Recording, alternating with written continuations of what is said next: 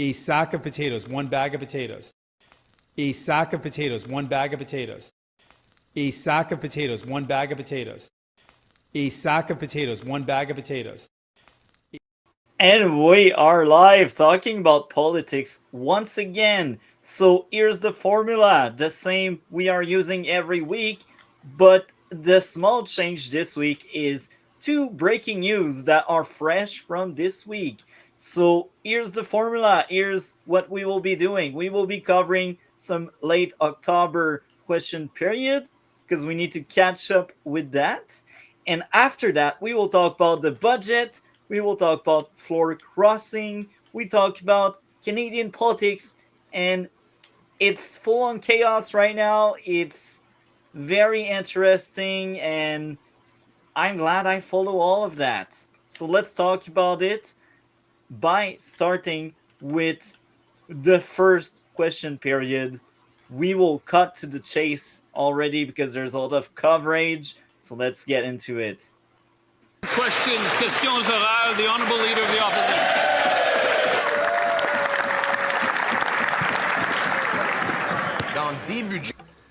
In 10 budgets, the Liberals doubled debt, doubled lines at food banks, and doubled the cost of housing. Every dollar that the government spends comes out of Canadians' pockets. And fridges are empty, Mr. Speaker. To be honest, Has if the government every government budget, the costly lessons ever goes down, that its deficits and taxes increase the cost of living? And will they reverse these inflationist policies in their budget? The Honourable Government House Leader, Mr. Speaker, we'll be talking about those issues quite a bit in the coming weeks, but last week the Leader of the Opposition questioned the independence of our legal system, of the police, and the integrity of police officers, the police officers who put their lives on the line to protect us. Today he has the opportunity to make amends in an honourable way before this House.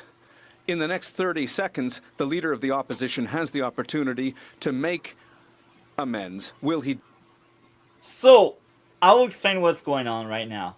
So, October 18th or 19th, I can't remember exactly. That was during the break they had from Parliament.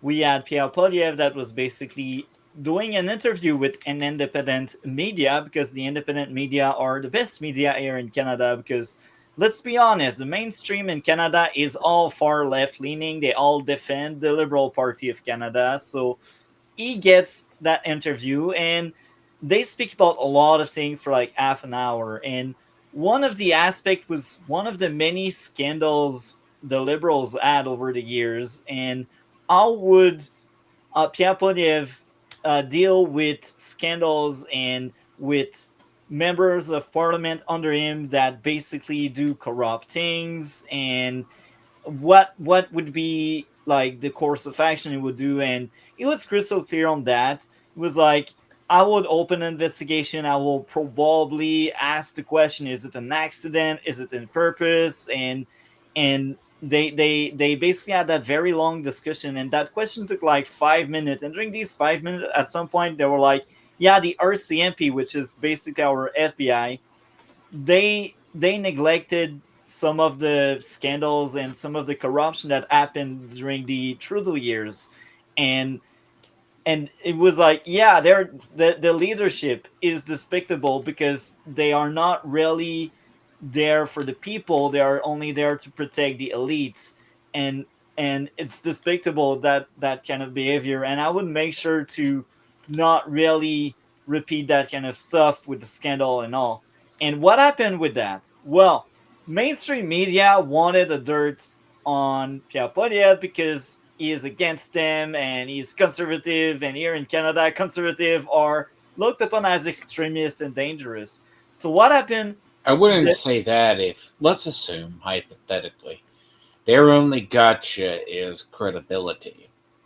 So as I was discussing with a neighbor down the street one day, and it's like, I kind of informed him too. He goes, "You guys only got Liberal Canada." Like, that's all I found out about the guy who was cross.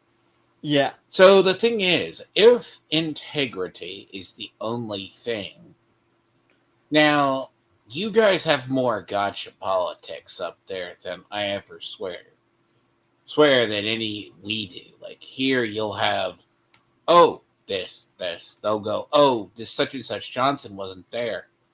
Okay. Up there, let's assume in this interview, he's going for what is the integrity. Problem is, political corruption goes hand in hand with power. Corruption does not care about alignment, it only cares. But you see, here in Canada, it's different because the RCMP in paper is some kind of army for the prime minister. So it's really weird, and it allows all kind of really corrupt things.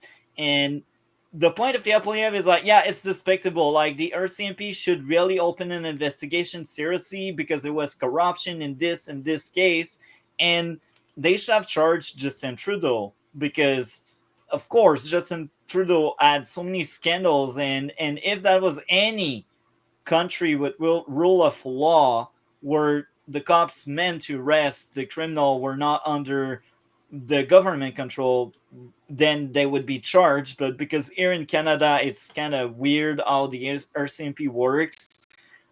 Well, it allows corrupt politicians to do whatever they want. And it's exactly Well, what's it's here. going on. Do you expect the DOJ to investigate itself? That's the problem. Yeah. Now, explain a brief history. The DOJ is very different than the House, the Supreme Court, or the Senate. DOJ has what people would call lifetime appointments. Lifetime appointments can be until the fucker gets out of office or chooses to. Oh, we want to turn over. Now, the FBI director does have a limit of 10 years. That's one of the few. But if someone's in the DOJ, and this is where during the Obama years, he stacked them with people like himself. That means if it ever came time to investigate them, you can't. Does a corrupt body, is it able to investigate itself? In Canada, yes. That may sound crazy, but it's exactly what's going on here. And you see, it's so disgusting. And Piapolev, again, it was criticizing how the leadership, they should have charged Justin Trudeau for many things, many of the scandals they had, and they didn't do it because they go end to end with government.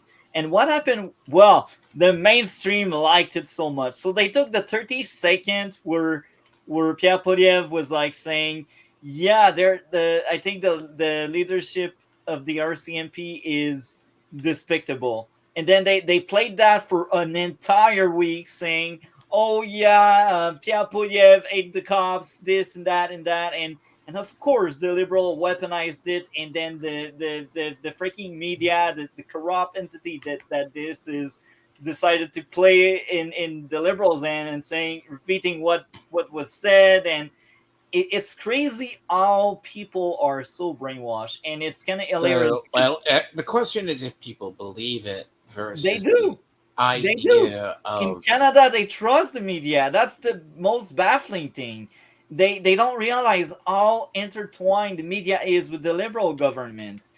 And this okay. let me help you out. No. Let me finish. Yeah, So this is one of the many reasons why conservatives since Stephen Harper in 2006 they were platforming the idea. You know what? We will stop the funding of the mainstream media, and if they can survive the free market, be it. But if they can't, they will just collapse. And of course, the liberal, the way they are, because they know the mainstream CBC and all of these corrupt people, they're all left-leaning, far left-leaning. They all vote red. So, of course, they will do everything to protect it. So, let's send them more money. So, like, it's just a propaganda tool. Here in Canada, like, the mainstream is a propaganda tool. This is what it is. So, I will let you say whatever. So, if you have... Okay. I use the DOJ as supposed to investigate stuff. Now, the funny thing is when it comes to our government, right, it's not saying that we don't have... Now, if it's a gotcha that one part of our government's not working,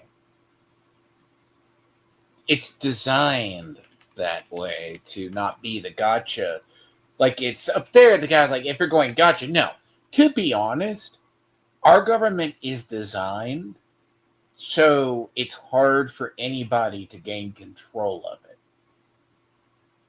Now, this is the complete reverse here. It's kind of crazy. I envy more you guys. Basically, so you can have the most corrupt house in in a normal Senate, yet the damn thing ain't gonna work. But the only problem is the main positions that don't ever happen is the Department of Justice. Now, the downside is stuff at the federal level takes years. Now, if they may not inherently also, like hypothetically, let's assume Comey was finally charged with a crime after all these years, and you ask for what? Basically lying in a bunch of little BS charges that Comey can wiggle his way out of because there's no firm paper trail. Now, let's assume you guys have an investigation like that. That'd be the RCMP that end up arresting the people. But the problem is, as like you said, government controls it. So you can have an investigation, but if the best you can come up with is some bullshit charge, like, no, I just got a favorable loan. Because if you look at how we've been trying to go after the Democrats and the people, like Trump tried to go after some prosecutors. They go, we just got a good loan on a house. They're trying to say, well, that's fraud of, mortgage fraud and taking a bribe. How do you know that's a bribe? By law, you don't know if that's a bribe officially. You know it as a person. You know there was payola, but you do not know or have proof it was a bribe. So the thing is, if Polyev has to... They have proof. That's the thing. You have to balance out and actually hold the people accountable. But to be honest, most people in the modern era, that never happens. Especially with the liberals, because again, Polyev was questioning the liberals, and what the liberal says, look on your courtyard, it's all dirty. Again, so it is what it is. Liberals escape accountability on each opportunity they got. Well, accountability. Do that. The Honourable Leader of the Opposition. Corruption goes both ways. Mr. Speaker, the Liberals are trying to distract Canadians from their inflation with their corruption, Mr. Speaker. They now have 4 inflationist taxes on food. The industrial carbon tax, which applies to equipment on farms. The packaging tax at grocery stores. The diesel standards tax and their inflationist taxes. Canadians can no longer pay their bills. They can't afford their groceries. Will the Liberals reverse these inflationist policies so Canadians can eat? The Honourable Government House Leader. A lot of opportunity to talk about the taxes, the imaginary taxes that the Leader of the Opposition comes up with. The gallery is not happy. Week, the Leader of the Opposition put into question the independence of our judiciary, of the independence of our prosecutors, of the police. In fact, the very police There's that a put problem. their lives on the line. Look, at the end of the day, we also have the industrial. So, of course, the industrial tax on carbon is increasing the price of food, and people are not happy about that. No, it causes let's assume that tax, who does it hit? Carbon taxes hit businesses that make food, or it's on gas, where they're transporting, right? Yeah. You have to get stuff by train, truck, or that uses petrol or oil, depending what you call it. Now, that type of cost will add up because it will eventually get down to the average family. Now, if you take into account how many people are surviving basically paycheck to paycheck or not going through supply chain issues, and that was one thing that happened during COVID. That's what's going to make a population angry. But you've already had the people raiding the stuff. Like here, we're only going on 9 days without SNAP being fully done. Now, our food banks, okay, just give you give you an idea. I've already had families subtly soft hitting food banks, but they're going to claim not taxes. They're going to claim no policy has anything to do with it because, they just have a tax on something. We don't know why trucking and train goes up. We don't. Because here's the thing. They'll claim a lot of stuff. They'll go, how does it carbon? Now, I wouldn't say the biggest problem is, even in this, that they know this is public, most people aren't going to see the connection between the two.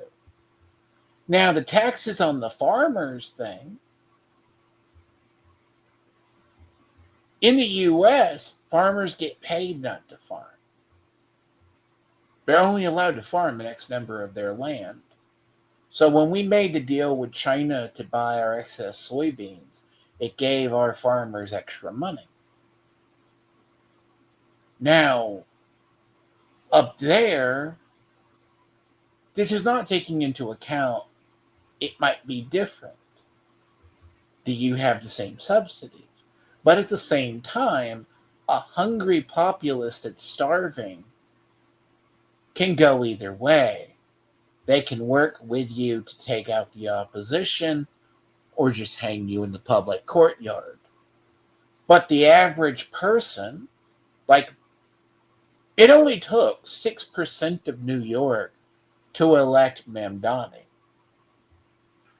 It's an off-year election in a place before midterms that no one's going to think about. It's not that it's a bigger deal because of what it signifies, but they barely had any turnout in it. Yeah. So the educated voting public does not see the whole thing. That's the problem Polyev has to point out. He has to get to the point he can reach the average person, because the average person can't tell you the difference between a wealth tax and an investment tax and a carbon tax. Yeah. Because investment bankers may not pay income taxes in the U.S., but they pay investment taxes. Does that make sense? Yeah. So, hey, I think about in Canada, everyone is taxed until they die. Well, to protect him, Mr. Speaker, the leader has the next 30 seconds to make amends, to apologize, to tell the people of this chamber and this house that he is sorry for what he said. We don't do that in Canada. That's just such a shittiest gotcha tactic ever. Of the opposition. Liberals are trying to distract from their inflation and rising cost of living by talking about their corruption. This will be the 10th Liberal budget. Already, they've doubled the debt, food bank lineups, and housing costs. Every dollar the government spends comes directly out of the pockets of Canadians who can no longer afford to eat, heat, and house themselves. Their fridges are empty, Mr. Speaker. Will they learn these costly lessons? Will they cap their inflationary deficits and get rid of their insane taxes on groceries? The Honourable Government House Leader. Mr. Speaker, the Leader of the Opposition is inventing scenarios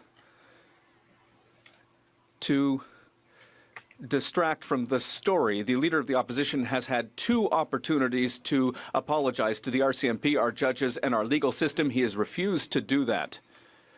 In terms of inflationist spending, so-called inflationist spending, from the opposition leader, well, he still hasn't suggested one single way to cut or identified what spending, what support for which Canadians he thinks is inflationary, Mr. Speaker.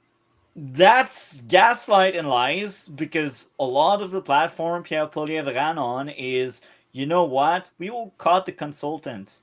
We will cut the tax in general. It wasn't enough for him to be elected, but it was in the platform. And yet we have that liberal that says, "Oh, we don't know. We actually know. We have numbers in this platform." But hey, a liberal, all they can do is lie. This I is mean, the liberal gaslighting wing. is the deflection, right? Yeah. Let's hypothetically assume they are talking about you need to hide the. Let's assume you need to hide the thing. You're talking about. Okay. The problem is they're going to like, oh, apologize. Because they want that on the record. Because if they can get the apology, because how do you tell somebody who's utterly, they're tone deaf to their own corruption? So if Poilievre, at best, is trying to get them to be accountable, is getting into charitable, the best they can point out and say is, you're going after the police. You're going after the investigating body. It allows them as a dodge, but it also can make, we can make Poilievre look like shit. If that makes sense. It's kind of borderline deflection, but at the same time, it's gotcha bully tactics. Look over here. We don't have anything going on. We are not doing anything. Yeah. It's kind of weird, but over here they try that. Everybody has a record. Like, if you tried to say, oh, I didn't say that, someone probably could find a record. But then again, Twitter moments look good. But I don't think half your politicians are not smart enough for Twitter moments. Yeah. I mean, like e.g., half our shutdown is them going, nuh-uh, it's you, we didn't cause this. Republicans could easily go to Twitter and then basically say, they've gone before Twitter, they've gone before Congress and the Senate, can you reopen the government? Democrats would come in every day, vote against it to reopen the government. They have a bunch of stuff from this, just like in this, but the average person doesn't see it. Now, it's not working as well because this does come out, but it makes him look, it's basically in Congress and the Senate, they censure another politician. But it gives them power, but the problem itself, it's not solving the corruption problem. Poilievre has been correct on a majority of his points. He does have some spotty records that can be used against him. But on the point of that and the government body investigating itself, yeah. But they can also use it as a parliament procedure to say, well, look, Poilievre isn't doing his job. He's being disrespectful. One of these projects is the Dr. Peter Center in Vancouver, which has a proven track record of helping people struggling with addiction. The center will offer services in this area, and fighting the drug crisis shouldn't be based on ideology, but on various action that is evidence-based and not ideology.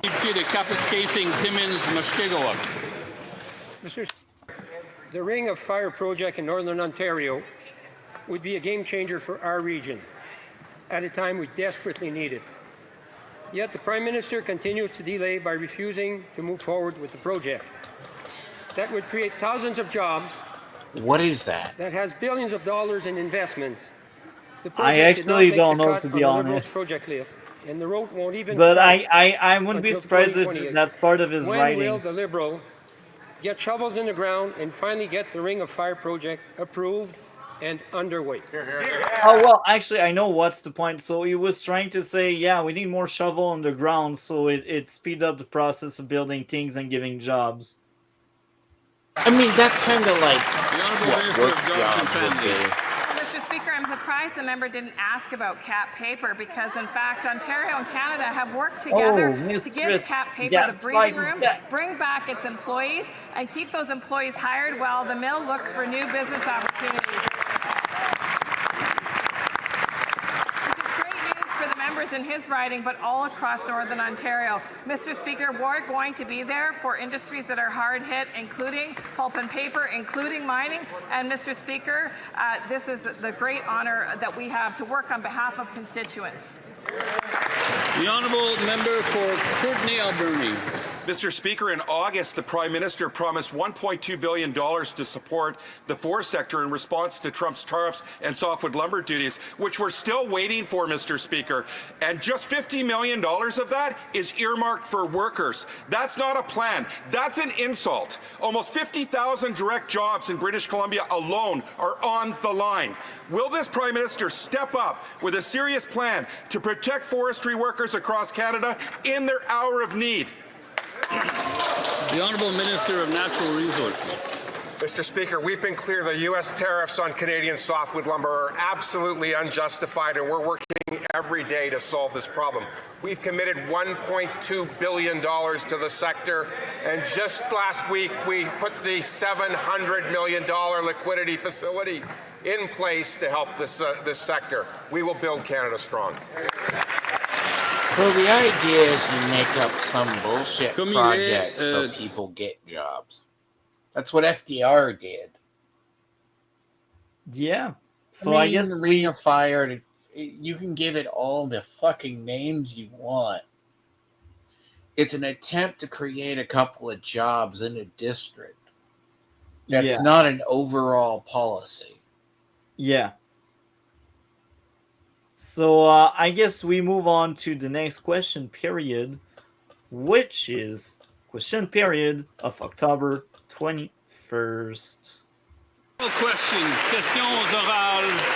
The Honourable Leader of the Opposition. Each and every dollar that this Prime Minister spends costs us. Each dollar is expensive for Canadians. This government and the Justin Trudeau government doubled inflation. Today, Statistics Canada published new numbers, according to which inflation is rising. 4 indicators are higher than projected, and grocery prices are going up twice as fast as the target. Will the Prime Minister, in the upcoming budget, decrease his taxes and inflationary spending so that Canadians can lead affordable lives? The Honourable Minister of Finance. Mr. Speaker, I'm happy to see that the opposition leader is excited for November 4th. I'm excited too, as are Canadians. Why? Because we will have good news on November 4th, Mr. Speaker. We will present good news to Canadians. We will present an ambitious plan. Last week, I was in Washington, and the Director General of the International Monetary Fund gave Canada and Germany as excellent examples of countries with the ability to make generational investments. And that's exactly what we're going to do. We're going to build a strong, ambitious Canada in which Canadians are happy and proud. Mr. Speaker, we don't work for bankers in Washington. We're here working for single mothers who can't pay their bills, who can't afford groceries. What do you think the IMF does? The inflation rate is exploding, and this means that Canadians have to spend 70% IMF is more notable by the UN for the Canada Revenue Agency. Today, the Auditor General revealed that 15% of calls to the CRA are answered at some point. But even if you can get someone on the phone, you get the wrong information 83% of the time. Why do Canadians have to pay so much for such poor service? The Honourable Finance Minister. Mr. Speaker, I have even more good news for the opposition leader. He'll be happy to know that on this side of the House, Mr. Speaker, we have already taken action. We presented a 100-day plan to fix the situation at the Canada Revenue Agency, because on the government side of the House, we know that we have to do better. We know that we have to give Canadians good information. We know we have to be helpful, and we do something else on this side of the House. Mr. Speaker, we respect people who work in public service. We respect public servants, and we will always do our best at all times to serve Canadians. It's kind of hilarious because, as you can see, the Liberal, they talk. There's no action. There's nothing to back up the talk. And this is exhausting to witness that. So do you ever, what's funny? Did you know Mamdani, despite winning on all these golden promises, all his majority of his campaign was he had the guy who was. So, okay, this tells you how different New York was versus like 15 years ago. So Giuliani's New York is all but dead. The New York that was around during 9/11 that remembers the World Trade Center we've said is long gone.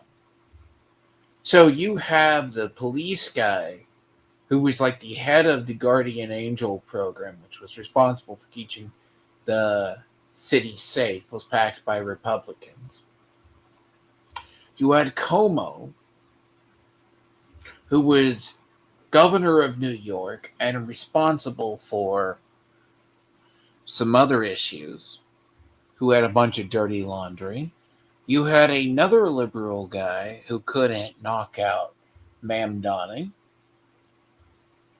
Adams, who ran on promises, then did something, clean some when people got up loud enough. Then when Mamdani gets elected, because he has one incompetent opponent that people do support, you can go to young people and say, we're going to give you free trains, free. There's only one free transportation in New York. That's the ferry. But that's really rare. But now Mamdani, after promising all this free stuff, socialized grocery stores for the poor and anybody, he goes, yeah, we can't do that. He actually pulled back the curtain. He said, that's going to take money. That's going to take money. I can't do a lot of that because, yeah, there's going to have to be a better program, and we just can't give away stuff for free to create. What? That's so funny. This is after Mamdani ran and got elected with at least 50% majority. Wow. That's hilarious. And then he had to tell his same supporters who were looking for free, socialism is free and productive. No, it's not. And that's everything his opposition was saying. You can't just get into office and do what figure out whatever. It's like the same thing. It reminds me when Obama got elected president. George W. Bush was bad. George W. Bush was bad, right? Warmonger gets in, winds up droning a bunch of terrorists because realizing the war on terror needed to be fought, and becomes one of the biggest drone murderers in all of history, even by his own party. Yes. Realizations of that actually happened by Mamdani. Oh, bored. That's hilarious. I like it. Admits they have to do better. It's not possible for them to do any worse, Mr. Speaker. The reality is today we learned that inflation is again on the march. All four measures of inflation are above Bank of Canada's targets. 2 are outside of and above the acceptable range. Food price inflation is rising 2 times the rate that Bank of Canada targets. No wonder we have 2 million people lined up at food banks every single day. This inflation has exploded since this Prime Minister doubled the deficit. Will he reverse his inflationary deficit and taxes in this coming budget? The Honourable Minister of Finance. Mr. Speaker, I think we all know in this side of the House and Canadians, math might not be the cup of tea of the Leader of the Opposition. Neither may be economics, Mr. Speaker. But let me quote one of the authority in the world, which is the Director General of the International Monetary Fund, Mr. Speaker. She said just last week, then we have countries in the G7 that are in a better position. Germany and Canada stand up in that regard, Mr. Speaker. Both Germany and Canada recognize that this is a very testing time and they need to use their fiscal space. In the case of Canada, the Canadian authorities have been very decisive in taking action. Mr. Speaker, we're doing it. The Honourable Leader of the Opposition. Mr. Speaker, his banker friends in Washington may think that they have fiscal space, but the single mothers who can't afford groceries have no space left at all to pay for liberal inflation. This government is forcing them to spend 70% more on the Canadian Revenue Agency. Today, the Auditor General revealed that only 15% of calls get responses on time. And even if someone does pick up the phone, there's an 83% chance they give you the wrong answer. Why does this government force Canadians to pay so much for such terrible service? The Honourable Minister of Finance. Speaker, we will take no lessons from these conservatives. Trust me on that, Mr. Speaker. At every step of the way, they fought against dental care, Mr. Speaker. At every step of the way, they fought against the National School Food Program, Mr. Speaker. At every step of the way, they fought against pharmacare, Mr. Speaker. At every step of the way, they fought against the programs that would support Canadians in time of need, Mr. Speaker. And the thing is, if you ask these people, they can point to one thing the person did wrong. But when you've been in power for 10 years, you have a voting record. Yeah. That's why in the U.S. we see politicians have downfalls. Because... Well, Trudeau had his downfall. Mark Carney was the savior. Well, I mean, technically, Trudeau was not without fault. Yeah, Trudeau, he was not without any sort of fault, according to everybody. But it took a lot of people to start noticing him. Look, I'll tell you this, Dragon. So he became the least popular prime minister in history, and it went so bad he was kind of forced to resign. And I think it's the first time every prime minister was forced out like that. So it got really ugly and bad. And again, Carney is the big savior. Well, that was more a lie than anything else, but that's the only reason why they're so in power. It's because they got that lucky charm, that lucky card where they say, oh, we will take a mulligan, but that's like the only mulligan they will get. Because you got Carney, lucky that they decided to go with Carney? Well, they thought they would. I mean, what did I say? You're the liberal, like when I told the guy they have 4 flavors of liberal, I go, you only have left and far left to vote for. They're going to go with the safest bet, and that's going to be someone like Trudeau. They're going to go, yes, we don't like Trudeau, but they're going to elect someone to keep up the illusion. Yeah. If that makes sense. Yeah. So that's kind of funny because they were sold a lie, but hey, that happens a lot, right? So let's see the end of that question period now. Minister of Finance. Mr. Speaker, finally a good question, Mr. Speaker. My colleague and I were proud yesterday to announce a very important measure to combat fraud and financial abuse. Yes, the Conservative may want to listen to that. And improve financial security for Canadians, Mr. Speaker. In our upcoming budget, we will introduce the first ever national anti-fraud strategy, Mr. Speaker.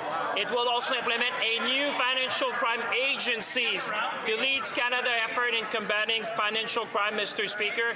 And we will also introduce a new code of conduct for prevention of economic abuse. Mr. Speaker, this all sounds good, but how does a corrupt body investigate itself? The Honourable Member for Sudbury East, Manitoulin, Nickelbelt. Mr. Speaker, after years of talk, the Liberals continue to break their promise to get shovels in the ground when it comes to the Ring of Fire. Thousands of jobs and billions of dollars are at stake.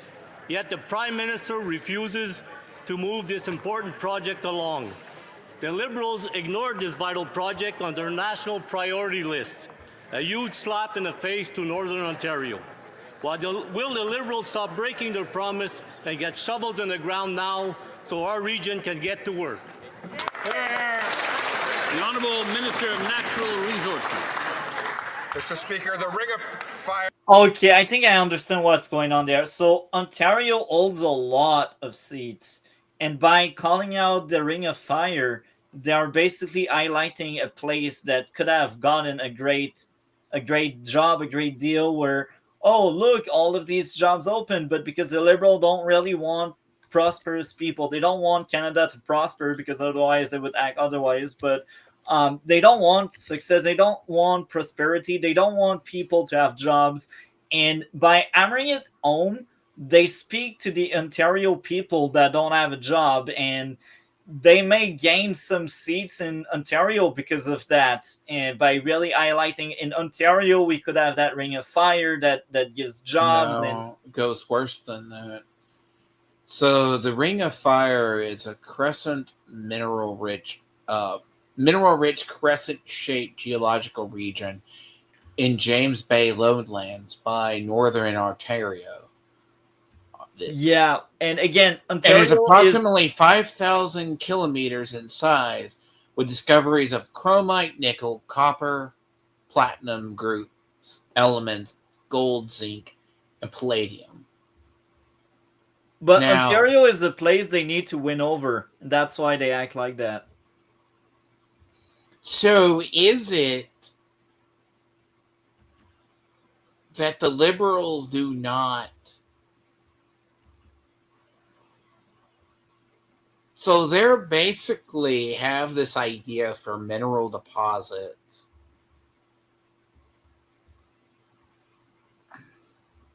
Hold on, I'm trying to look this over. Okay, so on October 29th, Ontario Quebec First National signed $39 million infrastructure deal related to Ring of Fire. And it's to protect Ontario. Money will go forwards to infrastructure and supports. Yeah, pending that's what approvals, construction will on Quebec Service Road in June of 26. Represents an immense opportunity to develop Canada's critical minerals in partnership with First Nations. Now, we've established a regional assessment working group to advance the Ring of Fire alongside robust consultations with Indigenous rights holders. We're actively working with the province of Ontario to increase regulatory efficiencies, and we look forward to concluding a one project, one review process with the province of Ontario. The honourable member for Winnipeg Centre. Mr. Speaker, Trump is pushing for Stellantis to ship 3,000 jobs from Canada to the United States. And today, GM announced it's closing another plant in Ingersoll. That's another 1,000 jobs, making it clear what we've known from the start, that Trump is set on destroying the Canadian economy. And yet, the Prime Minister continues to flatter Trump, calling him a, in quotes, modern man, in quotes, world-class leader. Mr. Speaker, he's stealing our jobs. When will the Prime Minister finally fight back against this economic extortion and protect jobs and workers in Canada? L'honorable ministre de l'Industrie. Mr. Speaker, of course it is not lost on this government that these unjustified tariffs are having real impacts at home and real impacts at the Stellantis plant. That being said, I will of course work with my colleague, work with the NDP, work with Unifor to push back against the decision of the company to make sure ultimately that we hold Stellantis to account. We need to put pressure on. Let's Yet work they together. left Let's make this with happen. lots of So you were were saying in the past about when people were going to move jobs. They've known that plant closure was going to happen. Now, little people do. So here in the U.S., we are a consumer-based economy. Now, the part of the reason why they got Canada and Mexico both got a high level and high number of basically manufacturing jobs is because it was cheaper to manufacture there. Now, after a decade plus, it gutted. So a lot of this started in the late 90s with the NAFTA agreements, NAFTA 2 specifically. Now Canada and Mexico was bitching, you're going to take jobs and move plants. That's because manufacturing out of Canada and Mexico for those companies was costing them more. Yeah. So makes sense. I hate to say it, when you close a plant, I live in an area, they have had a GM plant for years. It's in the DFW area. Everybody knows Arlington plant, but I don't live anywhere near there. It is a staple. They're one of the last places in the U.S. that make SUVs and trucks. They have the lines for it.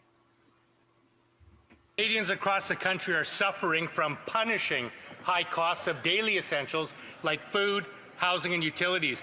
Grocery prices are sky high and rent is completely unaffordable. Yet, today's inflation numbers show the problem is getting worse, with food up 4%, rent up 4.8%, and 9.6% in Quebec. Under Liberals, life keeps getting harder for workers and their families. When will this government take the affordability crisis seriously, admit their policies are not working, and take effective action to help? L'honorable ministre des Finances. Speaker, I want to thank the member for bringing the affordability issue on this floor, Mr. Speaker. We have worked together. There's a lot we can be proud of what we have achieved together, Mr. Speaker. When you think about dental care, when you think about farmer care, when you think about the National School Food Program, those are all the type of programs, Mr. Speaker. The Conservative call that slogans. When you're on the government side, you call that program because it delivers benefits to Canadians. We're going to continue to work with our colleagues of this House to make sure that we are there for Canadians in times of need, Mr. Speaker. So the kids can eat at school for free. So, we will shake up things. We have seen the 21st and the 20th. We will keep the 22nd, but bring up one of the two videos. Actually, bring up both videos about floor crossing among the one I sent you. So both floor crossing are the next one we will be covering. So that's Unforgivable, the thumbnail, and the other one was He is a Rat. That's the thumbnails.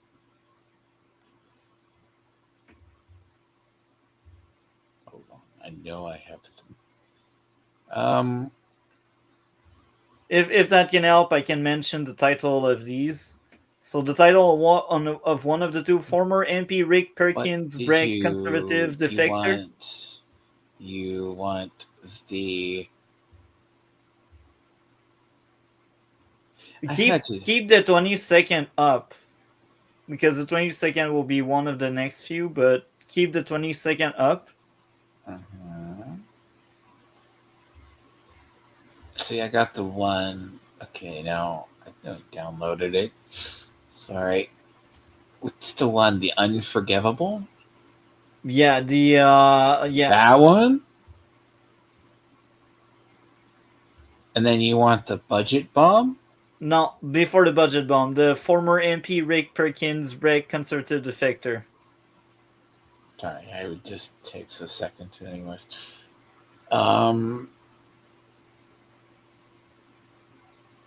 No, just bear with me. I had this majority of them all downloaded. But the other, sometimes things don't.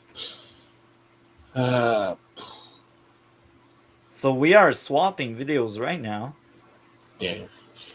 I should have the problem is you have the others, and then I'm like, does this download? So while he's searching, I will be speaking up on basically the next topic, which is floor crossing. So what is floor crossing? Well, the title says it. It's when you are in one of the party in the House of Commons and you swap sides. And it's really bad. And basically, all people vote when they vote in Canada. Most of them, when they vote for a party leader and they vote for a party. So that's the idea here in Canada.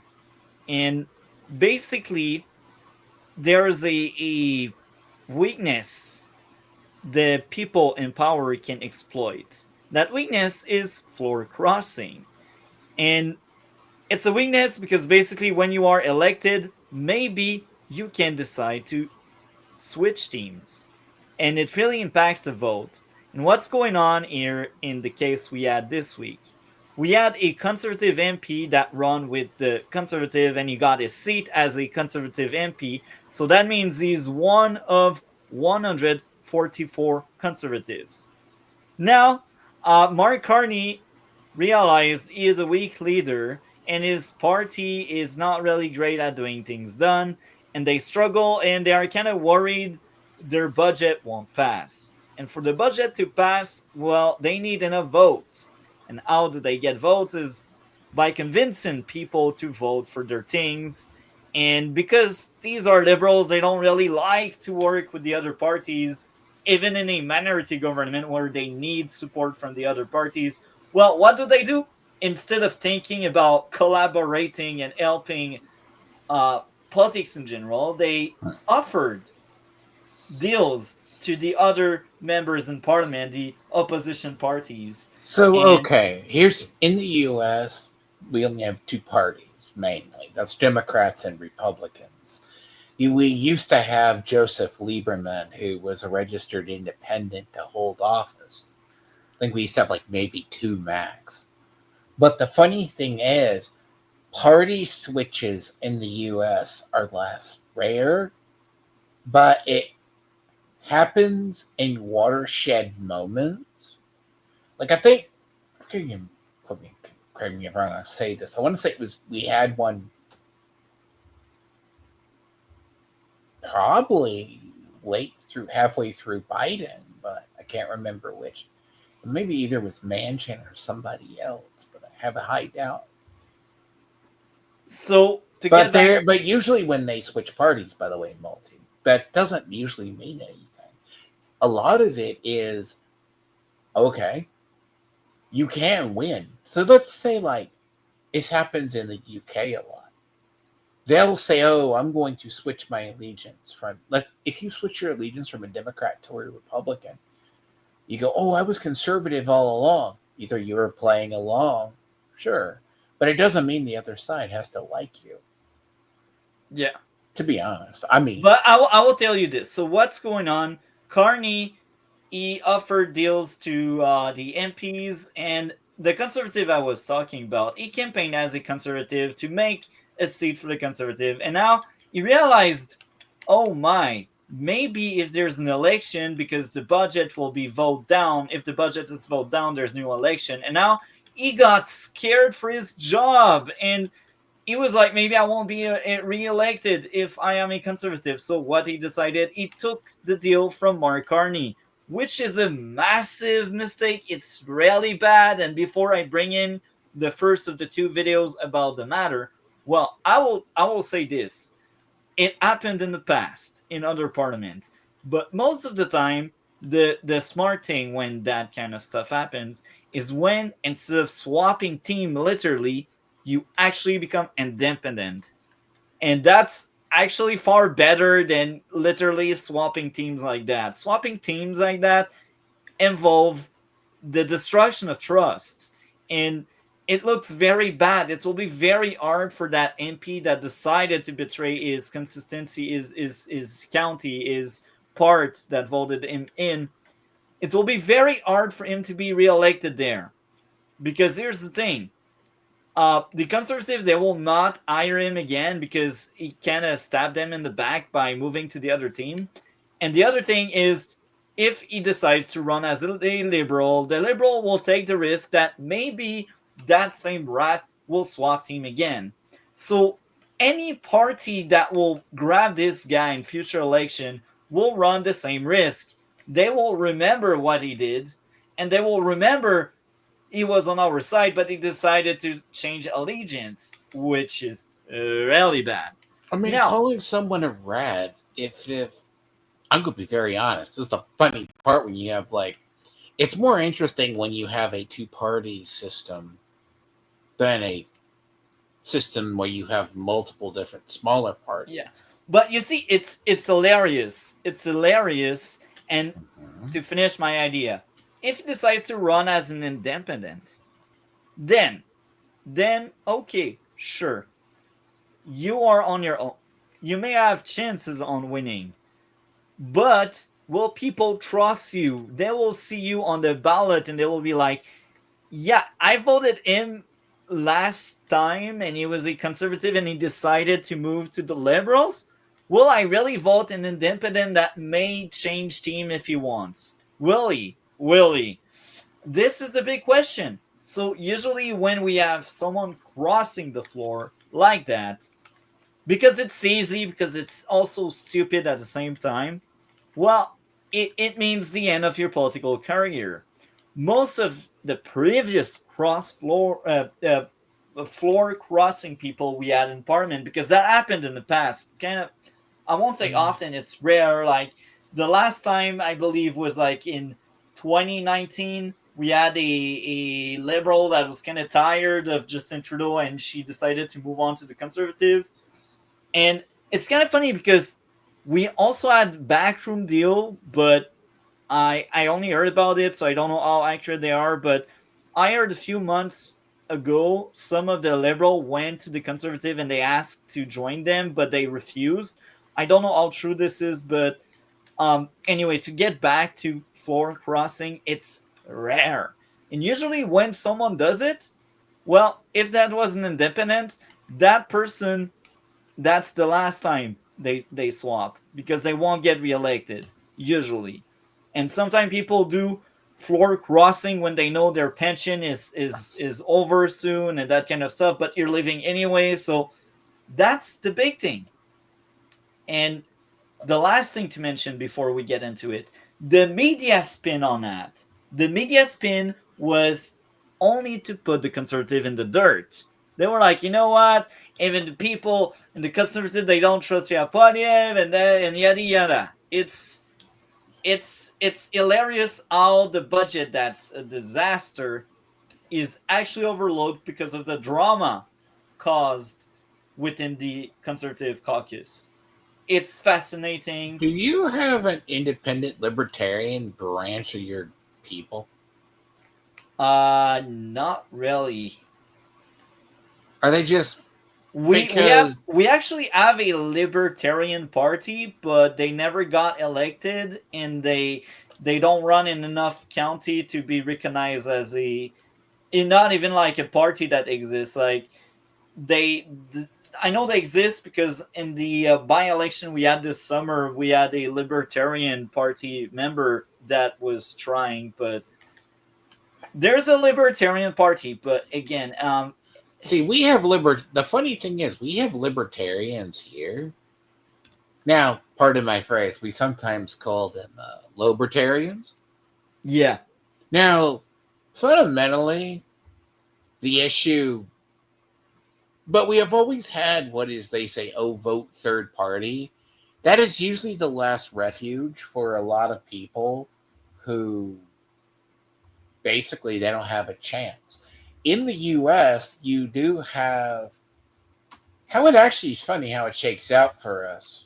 We have Democrats and Republicans, but they shift seats amongst the movements. By the way, I will also add this. We do have people that are independent that can run and they can be elected as independent. But here's the big thing. It's very hard. It's very hard because you are because alone. You're running against two established parties. Well, and they're more going to than go, that. oh, We we also have have the NDP. But it's hard. Yeah, and not only that, but you don't have any choice if as an independent, because we had independent, I think last time we had one in parliament that was like from 2015 to 2019. I think we had like one or two of them. But basically what's going on with them, if they want to pass any law or bill, they need to convince the others to play along, and if they don't play along, then it's meaningless. And that's No. the tragic part with independent people. It's a tragedy of independence in America, because they largely make up a lot of what is the silent majority, so to speak, where they will basically. But if they're in an area, let's say Texas, you have Texas and you have New York, California is the same way. Independents will generally here break with the party in power. So they break here largely with. See, Ron Paul became famous because he represented the Gulf Coast, and Gulf Coast is a lot of independent libertarians that will majoritarily break conservative.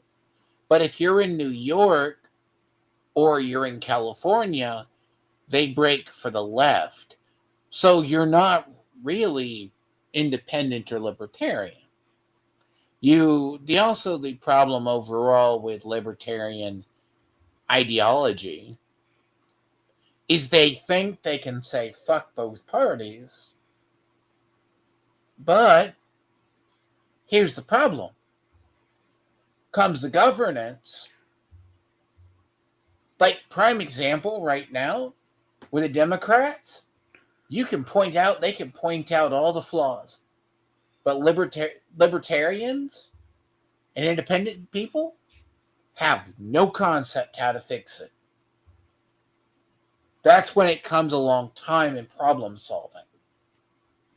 Hence why we usually call them libertarians. So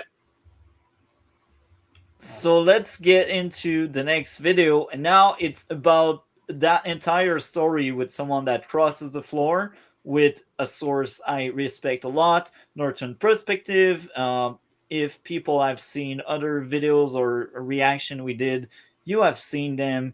I think they are the most reliable source. They don't really call themselves journalists, but they are a form of media where they interview people. And I take them very seriously because a lot of the knowledge I have about Parliament is straight from them, and they are fact-based. That's the best thing. And I've seen them debunking a lot of things and telling a lot of truth. So let's get into their first interview on the matter of the floor crossing. Chris, if you have that conviction, resign. Show the courage and resign. Chris, if you do that and you resign and run as a Liberal in the riding, let's go tour. I'll run for the Conservatives against you in your riding, and we'll see who wins. And so it says that because what could also happen, they can resign their seat literally and run a by-election. That would be the good thing to do. But they didn't do it. They just wanted to betray the constituents. Mark Carney dropped his budget yesterday, but that wasn't the only big news to hit Canadian politics. Chris D'Entremont, former Deputy Speaker for the Conservative Party and former Shadow Minister, announced that he was crossing the floor, resigning from the Conservative Party and joining Mark Carney's Liberal government, despite the fact that only 10 days before he was lamenting in Parliament how angry he was on behalf of his constituents at Mark Carney's policies. That's the hypocrisy. A lot of people have been putting statements on. When you're the opposition and your job is to oppose the government, joining the government shows weakness. You don't really believe in opposing the government. That's the funny part. That's the tragic part as well. So if you're the opposition and you're like, you know what, I will swap floor, that means you have no conviction. You don't really believe in opposing the government. Online, voicing your displeasure about this, or you switch to Survive. Either one. Yeah. In this case, well, you just ended his career. I don't think he will ever get reelected. And once they do a by-election to see if he keeps that seat in the next election, I can bet they will choose the other Liberal instead of him. No, what's happened here is they offer. What's going to be interesting for like Democrats in our midterm is how many retirements we've had. We've had a shit ton of retirements or people saying they're not going to run. So one of those people, that's what is happens actually here. a neighbor of Chris d'Entremont in the riding of South Shore St. Margaret's. Joining us today to talk about what has been going on is the former MP of South Shore St. Margaret's, Rick Perkins. Thanks for joining us on Northern Perspective. Pleased to be here. Just wish Rick, it was on another issue. Yes. Right. Well, you've been a staple for the Conservative Party for a long time, and you were very, very effective in the prosecution of the Trudeau government, especially during the STTC scandal and the Green Slush Fund public accounts. So on behalf of all Canadians, let's just get this right out of the way. Thank you for your service in that and for your convictions. Thank you. Thank you, Ryan. So did this surprise you when this was announced yesterday? Because you are relative neighbors to Chris d'Entremont, because he's just one riding over. Well, not only are we neighbors, but we've been friends for 2 decades through politics, mainly through politics. And certainly when you get elected together, you are become even closer, right? Because it's a team sport, and you're fighting the battles together. And because Chris chose to seek in the last parliament the position of being speaker, and he ended up being deputy speaker, he and I worked closely together to make sure that while his voice was muted, because in parliament, once you're deputy speaker, you can't get into the partisan statements. So I say that. So the speaker is the guy that the opposition talked to and the party is talking to during question period. It's the guy on the throne, and the speaker, they get a pay raise for that role. And the speaker, usually they don't really have a voice per se when they need to vote. So usually it's the other people in the chamber that actually get to vote. And what happens? Well, if there's a tie, which is very rare, then the speaker is the one that will decide of the outcome. And for that factor, the speaker usually must have the trust of both parties. It cannot be anyone. So the sole fact that d'Entremont decided to betray the Conservative, if d'Entremont decide to apply for speaker, it's dead. They won't elect him as speaker because they need to elect the speaker. The House of Commons need to elect the speaker. And one of the reasons why they didn't elect the guy is political, because in a minority government, every voice matters, because that same voice can decide whether a law is passed or not. So when they are asked, usually for being polite, the government and power ask the opposition, do you want one of your people to be the speaker? And the really smart response to it in a minority government is, you know what? No, we don't want the speaker to be on our team. We want you guys to pick someone on your team that we will agree or not on, but you will pick someone on your team. And the reason is, well, the speaker loses a vote, usually. So that's the reason why Chris d'Entremont wasn't called the speaker, because they wanted to take away a vote from the government in power. And this is the clever thing to do. This is what you want to do in a minority government, because you want as much voice as you can in the opposition. And electing an opposition member as speaker is kind of stupid. It's like saying, you know what, the opposition don't really matter. So again, that was a very smart move for the betterment of Canada in my books.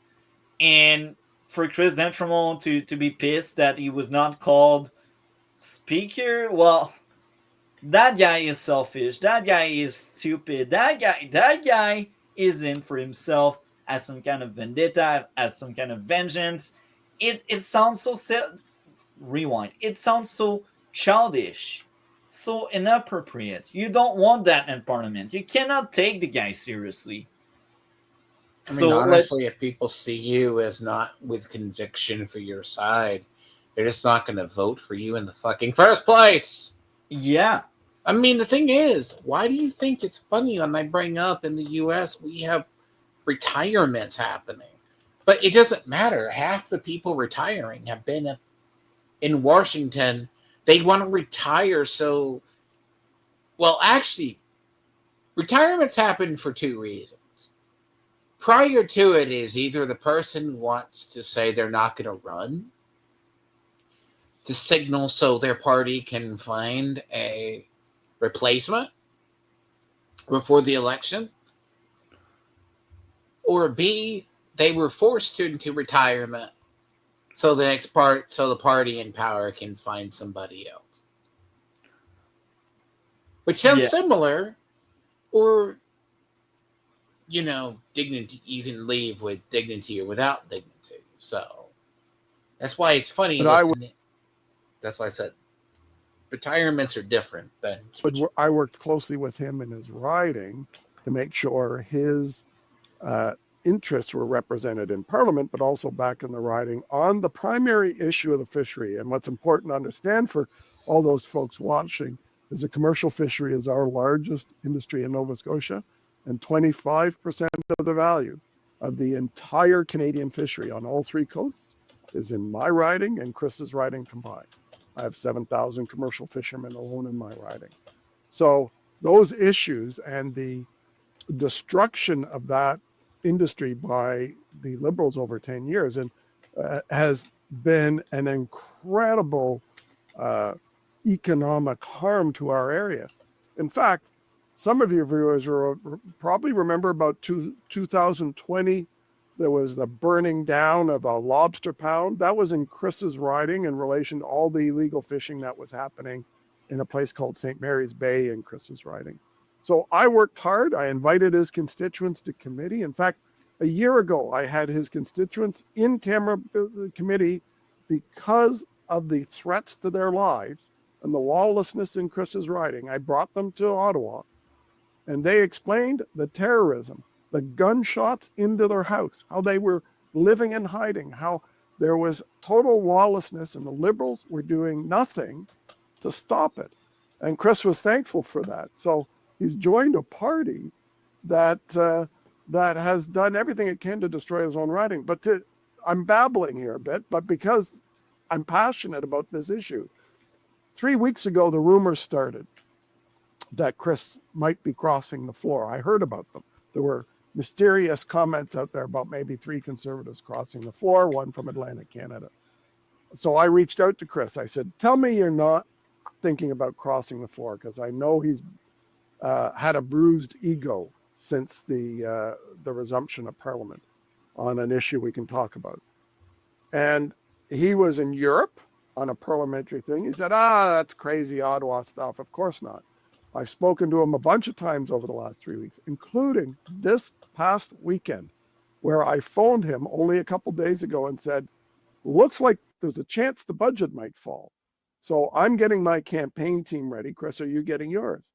And he said to me, Rick, if an election happens over the budget, I'll lose my seat. I've won 8 elections. I might as well not run because I don't want to lose. So for Chris, he had given up long ago.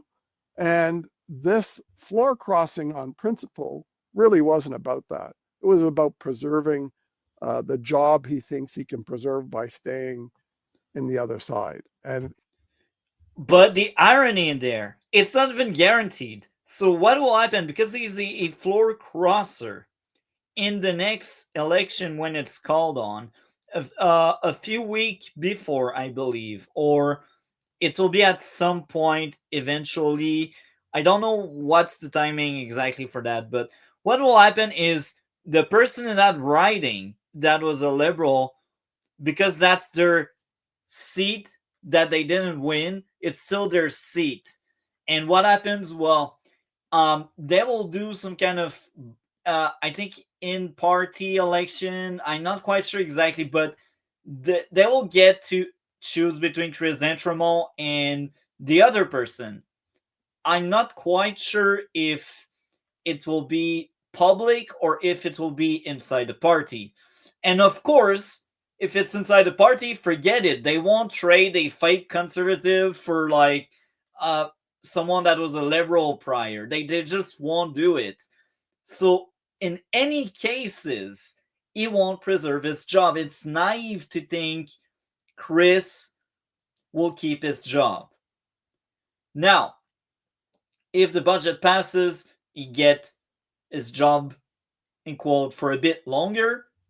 But again, I don't think people will elect him again because they know he can swap allegiance. So from the get-go, if you know your MP doesn't really believe in anything because he can simply cross the floor, why would you vote for him? Okay, do you like the conservative or the liberal? This is the last factor. Okay, you like the liberal. Let's vote for the liberal. Is Chris the liberal? Or maybe I will vote for him. Maybe. But then you remember, oh, the guy betrayed my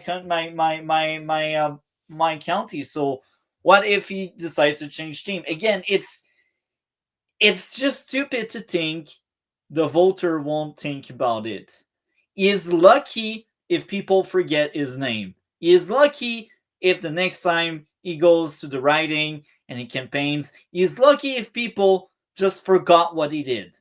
Maybe he has a chance. But as long as people will remember what he did, he won't be elected. That's not going to happen. He's been asked, what did you get? You've probably seen it on social media. He must have got promised something. And he was asked that by our leadership team yesterday. You know, normal thing, cabinet job. Well, I don't think Chris would want a cabinet job because it's a lot of work and he's not the hardest working man in show business. But Chris got a few shekels. What he got, apparently, is a little bit of money to repair a couple of wharves in his riding. Wow. So his price was cheap. And what is the price for the people that are working in his parliament office, the people that were working for his constituency office for the Conservative Party, and the volunteers that gave their blood, sweat, and tears over the last few years, especially this year, to win him that seat? You know, that's a great question because this is, like most businesses, this is a relationship business. It's personal. The people who help get you elected, nobody gets elected on their own.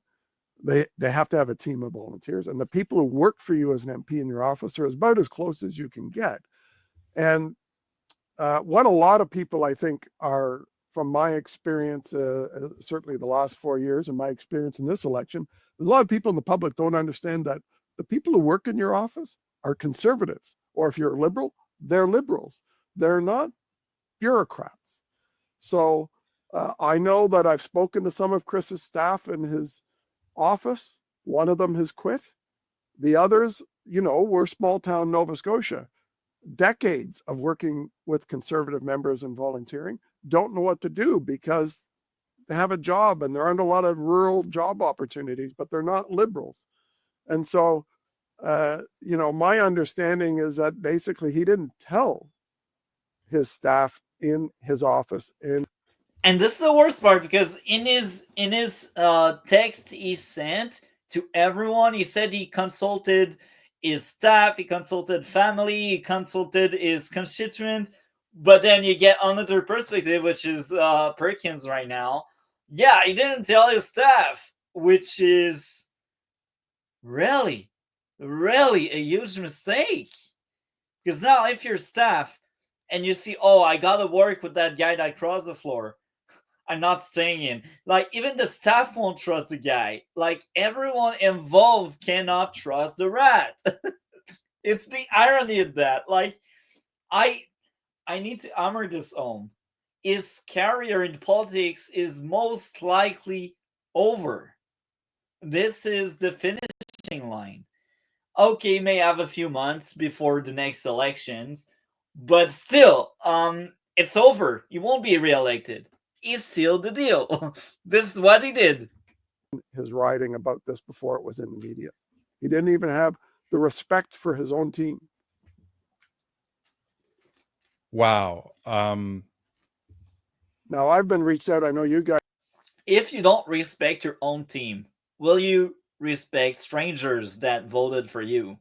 I don't think so. Maybe I'm crazy to think that way.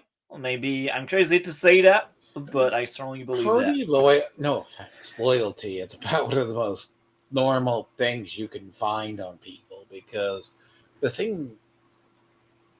So if he honestly switched,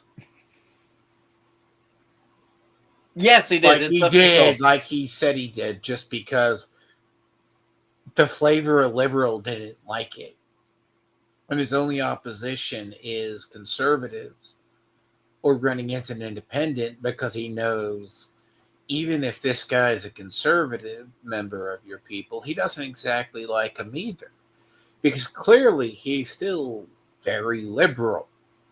So the thing about it is, it's not as much as he's a rat, he was doing it to survive, but he either had the choice to switch now or switch during a thing. Maybe he takes the risk that if you switch now. Now, I will say this, it's not like he switched to being a conservative. If he runs as an independent, he's probably DOA. He's probably DOA, because both people can go, oh, did you see? It's like kind of like Polyev, right? With the liberals due to Polyev. Did you see what he said this one time? Oh, did you see this one guy? He was a liberal and he just switched to being independent. That's just going to turn people off. If all politics is a power or perspective game, the first rule, as I've always said about people, it is a perspective in a power game. And I will also say this. We should have reforms. If someone leaves a position, they should completely resign their seat, and we should have by-election. If they want to do that by-election, they should run under the banner they want, but we should have a new election. And I feel like in a minority parliament like right now, we shouldn't be able to do floor crossing. I think each vote is very important. And if we got a minority government, if someone wants to step down, what we should do, and maybe that may sound undemocratic, but hear me out. What we should do is have a new conservative that wasn't elected prior, or that was elected in the past, that would like to come back, but he failed at some kind of free election at some point. And then you fill that seat with that conservative person. That'd be far better. Would you say there needs to be a special appointment or a special election every? I'd say if it's a minority government, we should have special appointments. But if it's not a minority government, if it's a majority government, maybe a by-election could be interesting. But again, if it's a minority, people voted for that minority. People voted 169 liberals against 144 conservative, and the rest voted for something else. But that's more my point. So what's going on right now, because some rat decided to change team, then it's no longer 170 elected liberals. We got 169 elected liberal plus one that betrayed this team, which is really bad, because that means more power to the government right now. They are so close from a majority. A lot of people are saying, oh, they need 2 more. Actually, they need 3 more, because the speaker is a liberal. So if they get 2, they can still lose votes by 1, but that'd be less likely. But still, like they need really 3 people to secure each vote. And unfortunately, if they reach a majority, if other people cross the floor like that, we are doomed. We are doomed, because they will really go through 4 years of BS, and they will wreck Canada. They will destroy our freedom of expression. It's the end of Canada. If they really find deal with 2 other rats, maybe they can get a majority, and that's what scares me the most. And that's why I say, if it's a minority parliament like right now, we should have special appointment to fill that conservative seat, because people voted 144 conservative. So we should have 144 conservative in parliament. And if someone cannot be on board with conservative, I'm sorry, but you need to resign and let someone that believes in the party. And again, one of my favorite MP that was there before like the previous parliament, which was 2021 to 2025. She is really cool. She's called Michelle Ferrari. I think she is amazing. She didn't get reelected. Her race was really tight, but I feel like she could feel that seat they left. So again, I think we need reform on that aspect. Canada is deeply flawed because now the governing power has more power without having the proper votes to hold that power. Have from a lot of people, fishermen, people on the board. I was just responding to an email before we went on air. They're asking me, what do we do? Is there any way we can do something? We worked blood, sweat, and tears as a volunteer to get him elected. He won by 553 votes. And I can tell you the three main organizers in the fishing community were on the phone to me last night saying, I put my reputation on the line because Chris didn't speak publicly about the fishery because of his role. And they all said, I'd vote for Rick because he's speaking for me, but Chris doesn't say anything. And they said, trust me, we work with Rick, we work with Chris, he cares about the fishery, trust me. And so people went out and voted based on these people who are well known in the fishing community, giving assurances that Chris was a conservative and was fighting for the fishery.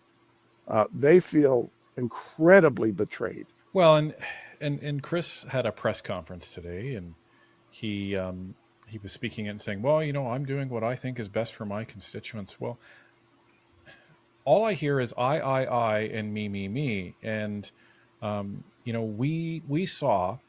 Very narcissist view. It sounds like a perfect liberal. The way to do it. Me, myself, and I. When Parliament opened and Chris stood up and announced that he wasn't going to be submitting his name for Speaker of the House, and well, actually, maybe it's actually main character syndrome. He thinks the world revolves around him. Maybe. You could hear the gasps throughout the House, and you could see that he was really, really unhappy. But that's what being a team player is, because the Conservatives needed every single vote that they could get. And then I guess through an internal caucus vote, they were deciding who they were going to support for deputy speaker, and someone else, won out. So the way. And again, I will repeat that. The reason why the opposition didn't pick one of their own, it's because each vote matters a lot in a minority government like right now. They needed Chris to vote with other conservatives so they can push back on bad laws, or they can push through good laws, depending on which side and which frame you take on. So if they elected Chris as speaker, they would lose a voice for the opposition, and that'd be easier for the government in place to pass through laws or to reject suggestion and new laws. So again, that was a very political play there. That was the smart thing to do. And if you really did something good for your constituent, you would just accept it, eat it up. You need the opponent to name the speaker, because the speaker doesn't get to vote except if there's a tie. So that's why we need the government. If the government has their speaker there, that means they have less votes. So you don't want your opposition member to vote to be speaker. You want your opposition member to vote, to block bad laws. So again, Chris Dentremont didn't place his constituent before his plan or himself. He really placed himself before everything else. And that's really disgusting. He doesn't represent the people. It works is, I went through two of these speaker votes in the 44th Parliament when I first got elected in 2021, which resulted in Anthony Rota being chosen, and we chose him. The Liberals didn't vote for him, even though he was a Liberal. Very strategic. Chris put his name forward.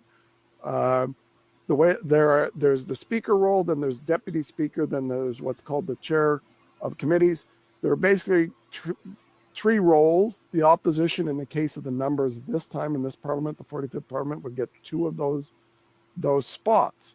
So what a lot of people don't understand, unlike the Liberals, our caucus is unbelievably democratic. Everything, every motion, every private member's bill has to go through a whole elaborate caucus process of allowing members. The critic has to call people together. The caucus members opine on whatever the presentation is. That critic then takes it to a cabinet committee on either economic policy, defense, or social policy.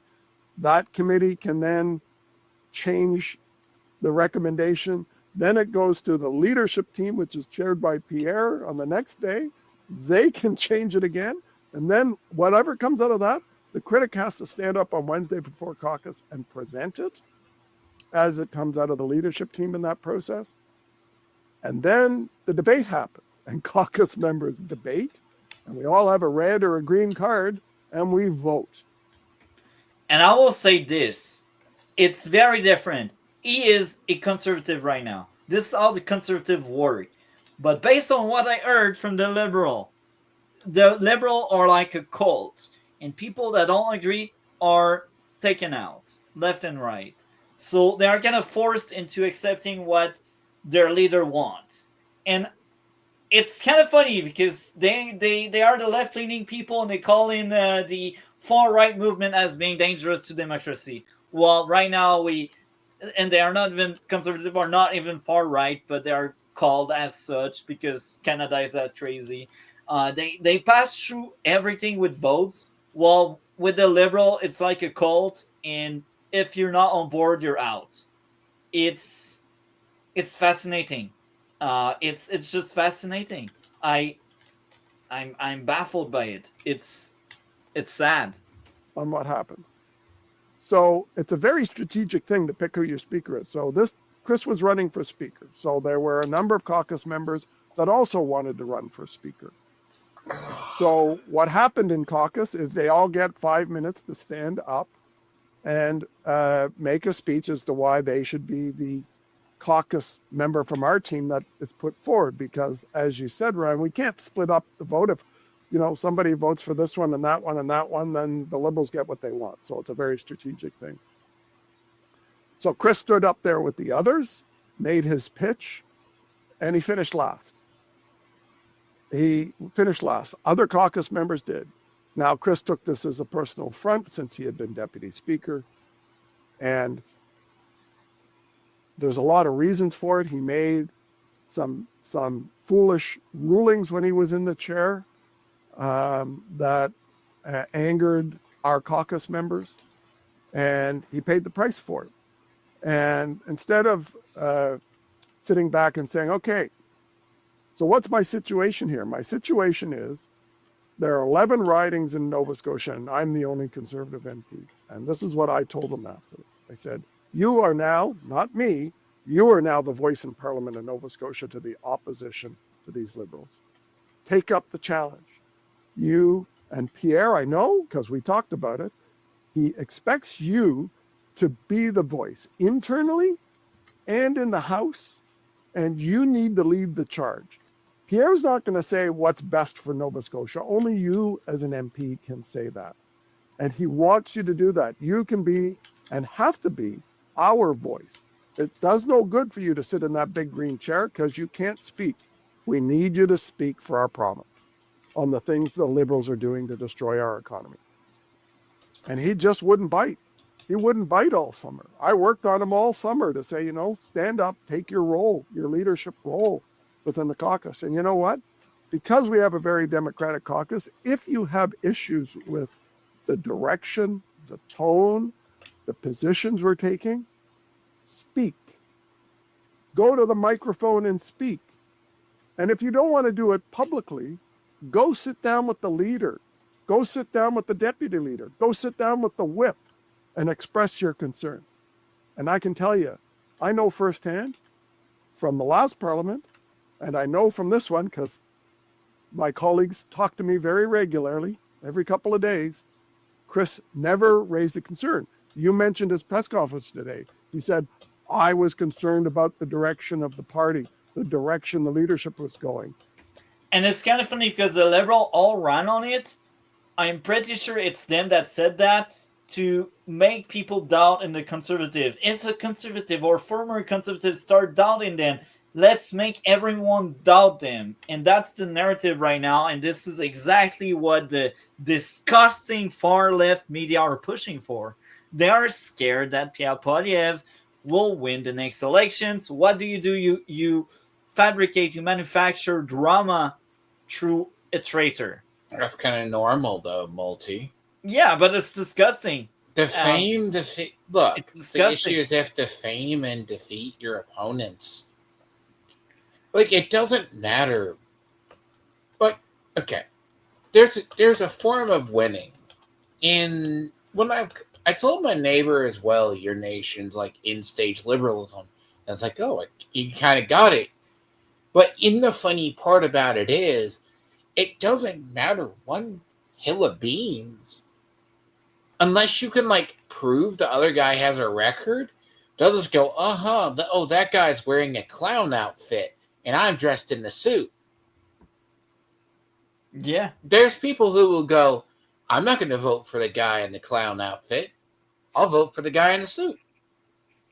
Fact. And the guy in the suit can literally be the most corrupt piece of shit you ever found. Yeah. And the guy in the clown outfit could actually be the good one. Yeah. Which, I mean, based on appearances alone, it would probably either help or hurt him. So, take it for what it's worth. But honestly, Poilievre's issues, it's more than just image. It's movement. You're fighting a tide He's fighting mainstream media. He's fighting propaganda against him. This is what Canada's government not only has been multiple forms of liberalism, even before I started covering it with you. I've kind of known about from Dev and others. But the funny thing about it's worse when you see it. It's just you guys have either a majority left or far left to vote for. And even your conservatives are... They are center-right at best. No, your conservatives, I was telling them, are even basically... they're what we call moderate conservatives or social conservatives. But I will say Brian Mulroney in the 80s was the last one that was really far right, but even him, he was starting to move toward the center, and that's why they changed the Reform Party into the Conservative Party, because they were moving a bit toward the center. But yeah, this is the party. So let's hear more about that.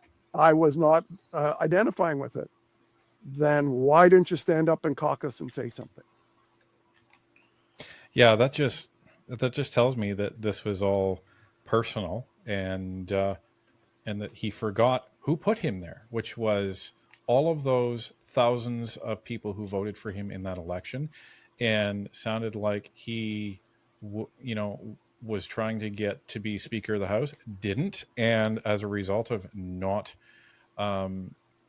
getting that, he sulked, had a hissy fit, and decided to cross the floor. And I think it's absolutely disgusting that he would do that.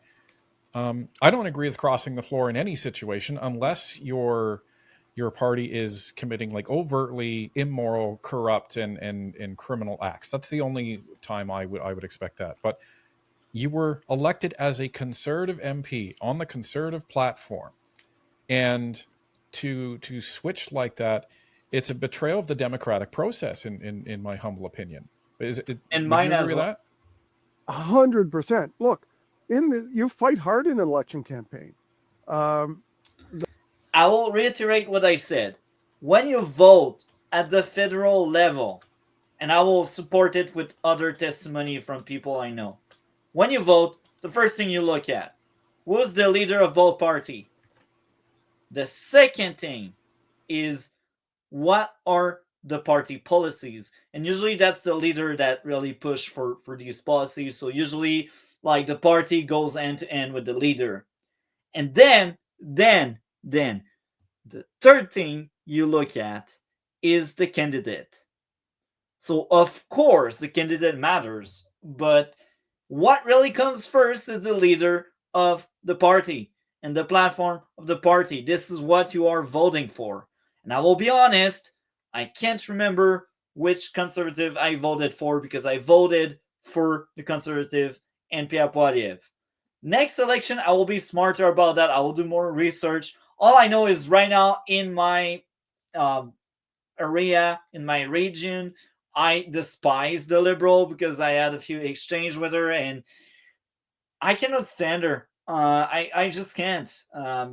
She is a pure Liberal and it's crazy. Anyway, to get back on track, what supports it is when you ask around. I ask my neighbors, I ask family members, I ask friends. Nobody know the name of their MP, even if they have been in parliament for years. None of my neighbors know our parliament member. And our parliament member, she has been here for 6 years. I know it because I did Google it. And I know it because I did remember seeing her on my ballot 6 years ago when I voted for the first time for the Conservative. So I've seen her. I know her name. But I'm in the minority. And again, what she sends is so generic. It's just that she promotes the party. She doesn't feel like a human. And I've seen her at least twice in parliament since May, maybe 3 times. But she is so forgettable. I'm like, if someone watched Question Period and sees her, will they really remember her? No, she sounded just like all of the other Liberals. That's why I can't remember if I've only seen her twice or 3 times, because she is forgettable. She just repeats the platform of the Liberals. And she doesn't really it like, oh, she is amazing. No, maybe that's my hatred for the Liberals. I don't know, but that's how I feel. When you vote, it's for a party and a leader. The day before the debates in the national campaign asked me to launch, because Pierre was preparing, launch our national fisheries policy. We were the only party with a platform on the commercial fishery. We were surrounded in my riding. Actually, it was Halifax West. It used to be in my riding, but under redistribution, it went to Halifax West. We were surrounded. All the candidates were there. Chris D'Entremont stood beside me to do the French side of it. And we were surrounded by fishermen in that community. And obviously, a big part of that was pointing out the destruction of this industry. And Chris quite gladly stood up there and was proudly part of making that pitch in the campaign as a Conservative. And when you're elected, you can let your ego run away with you and think you're all that, and that it's you that got you there. The reality is, as we know, most people vote by party and by leader. And Chris would say after the election, he only won by 553 votes because his margin would have been better, but Pierre dragged him down. He said today and yesterday, when he made his announcement yesterday, he said Pierre never came to his riding in the campaign. Well, which way is it, Chris? Was Pierre a drag? If he was a drag, why did you want him to your riding in the election campaign? You obviously wanted him in the riding in your election campaign because you felt you were going to lose and you thought the presence of Pierre Poilievre in your riding would boost you over the edge. And the reality is he only won by 553 votes because of Pierre Poilievre and his work to support what we've done in rural communities and the fishing communities and the cost of living, which is acute in rural Atlantic Canada. And so this is self-interest. It's nothing but self-interest, bruised ego, like a 9-year-old kid didn't get his way. He didn't get to be deputy speaker. He got voted out of the room, off the bus, whatever you want to call it. And he went and sulked and stewed and sulked. So he can try and justify afterwards what he did. He's the one that's got to look in the mirror and say, there's another fisherman calling me from Chris's riding. Sorry, my phone just went off. This is he can look and say, you know, this is on some sort of principle. The only principle here is his belief that he was scorned by his colleagues on the speaker's job. Nobody loved him. And so I'll go sit because, you know, hey, they're talking to me over in the Liberal Party. They seem to like me. You know, we're on planes together. I made 126 flights last year. You're on planes, you know, when we're flying from Halifax, we're flying on those little Rouge planes, you know, 2 metal bars, right? So you're on the planes with the Liberals. Everybody's on the same planes back and forth, the same schedule.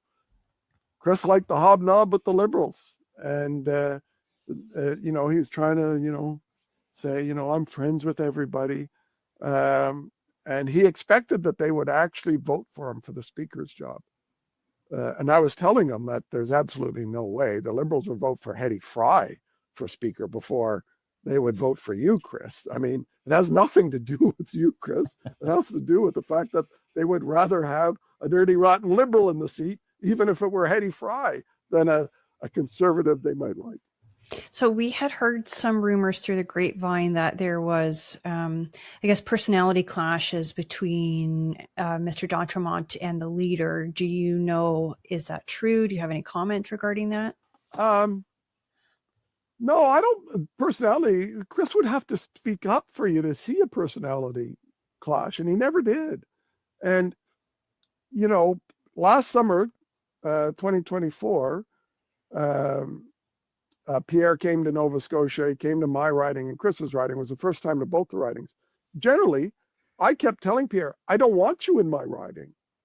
I hold this riding. I want you in the ridings we don't hold. Chris kept whining and saying, I want the leader here. It's like, why do you want the leader here? The leader needs to spend his time in ridings we don't hold winning seats. I want the leader here. So if there was such a personality clash, why did he whine and whine and whine so much? And I can tell you, it was a lot of whining in our Atlantic caucus, to some of us privately. Why won't the leader come to my riding? If Pierre was such a drag and such a personality conflict, why did he want him there?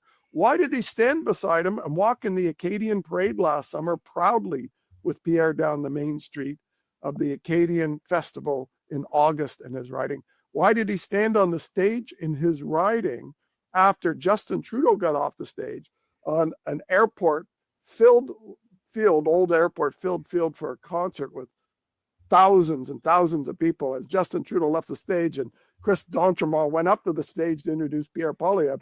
If there was such a personality clash, why did you do that? It's all after the fact, lame excuses for somebody who felt scorned, or quite frankly, has a misconception about what's going to happen in his riding. I think it's true. I do believe last weekend when he was saying this to me, that I will lose my riding if the election is now, that's the thing he was most scared about, was not the needs of his community, not whether or not a $78 billion deficit was a horrible thing, not whether or not the Liberal Party had spent 10 years trying to destroy the primary industry in his riding. What was he most worried about? I might lose my job. So, you know, one thing I've learned after all these years is elections matter. You can never prejudge what's going to happen in an election.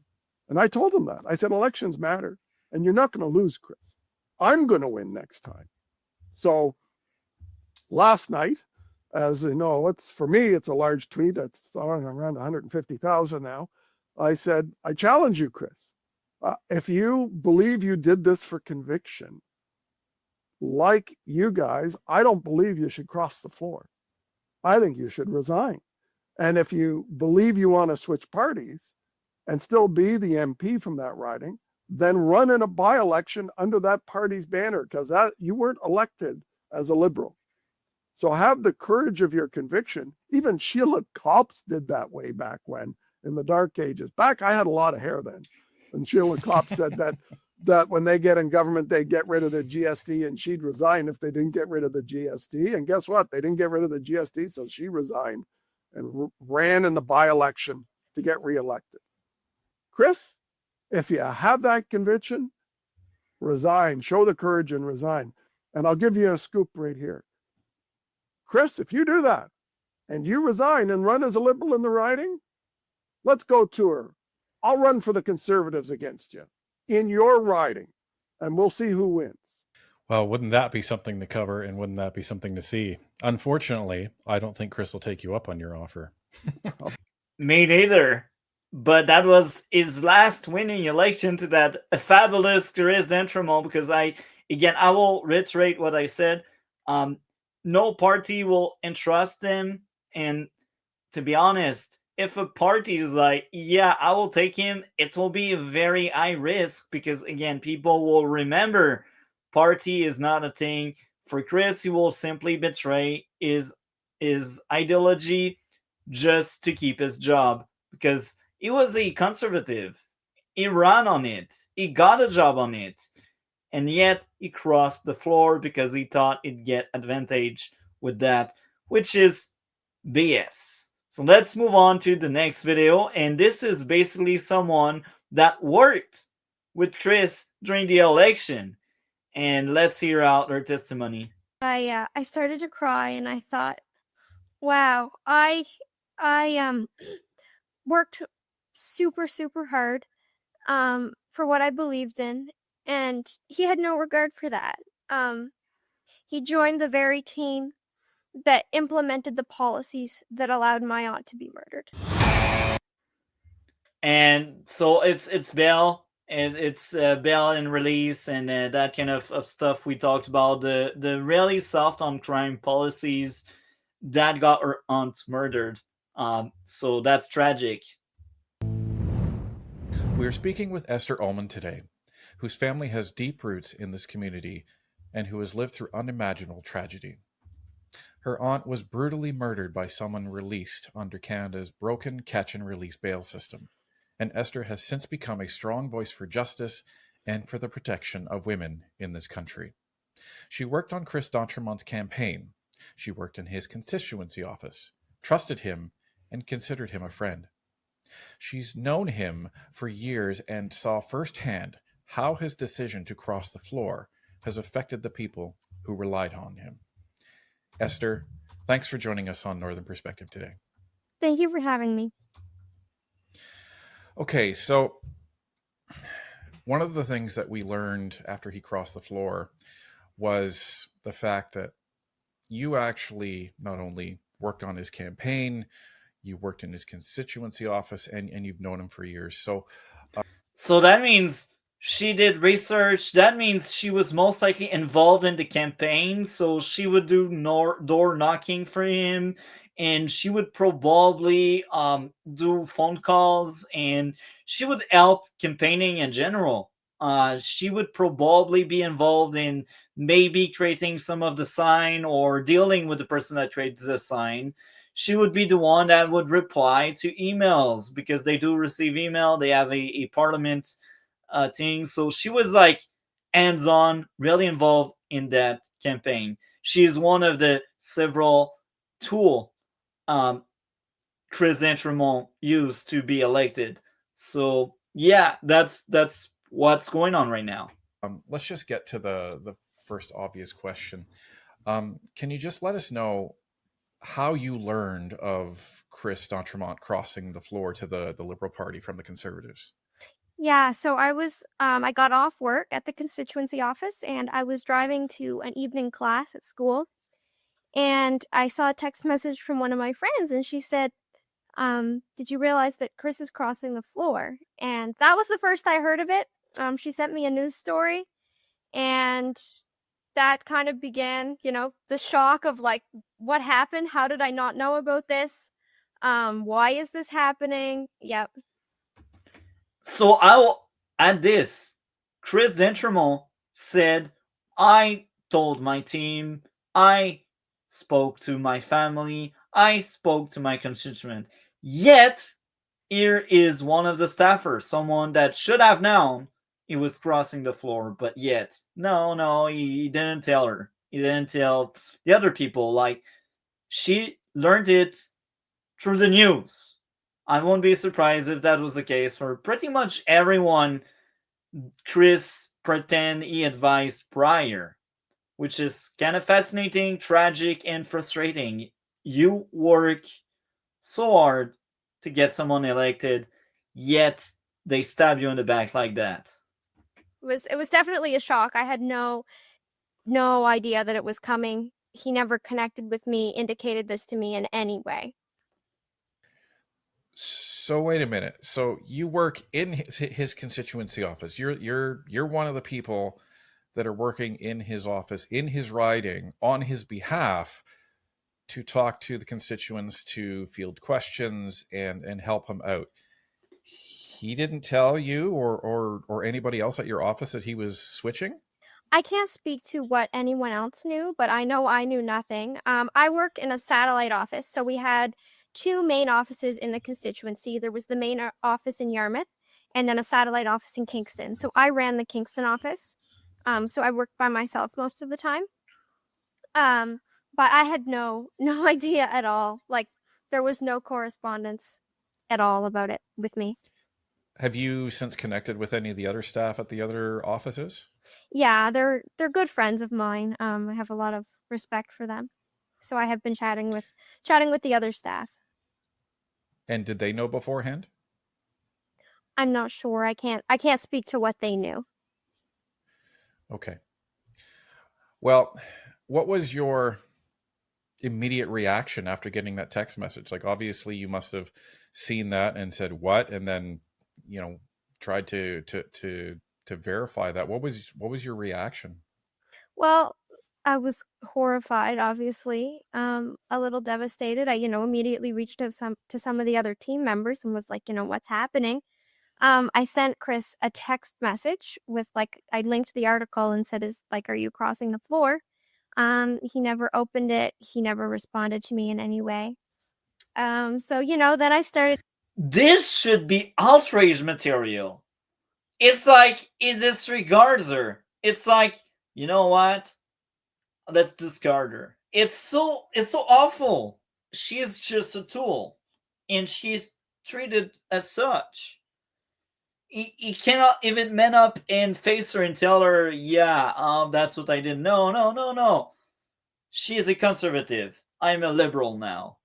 So that proves really weak will for Chris. Even himself, I'm sure after seeing the backlash, he had regrets for doing such things because he is nailed down by everyone.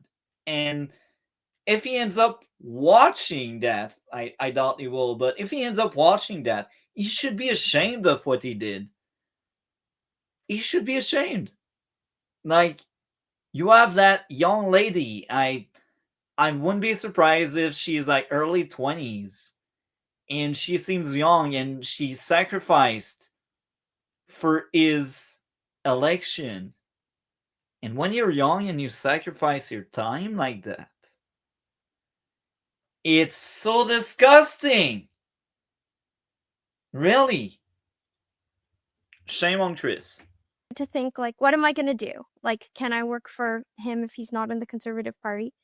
And then, within a few hours, I watched it go from Chris d'Entremont considers to Chris d'Entremont gets kicked out of caucus, the Conservative caucus, to Chris d'Entremont joins the Liberal Party. And I came home from school that night and I went on the parliamentary website and saw Chris d'Entremont, Liberal.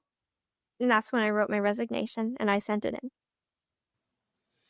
And just so our audience understands, the staff in the constituency offices, are they typically nonpartisan or do they usually have some sort of political affiliation? So constituency work is nonpartisan. You serve the constituents, just, help them with issues with government agencies like the CRA or Service Canada.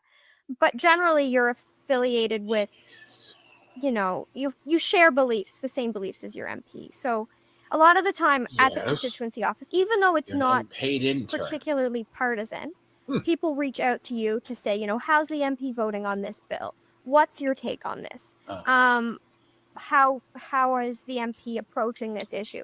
So if you don't share the same beliefs and values as the MP, it would be very challenging to defend that because you have to defend whatever your MP's doing. from the constituency office generally. So, and this kind of aligns with what we've seen at many other ridings, where I assume most of the, if not all of the constituency staff, were also people that worked on his campaign. Is that pretty similar for the Acadia-Annapolis riding? Not all, but a lot were. Right. Now, so you had texted Chris. He never got back to you. Has he yet reached out to you or no?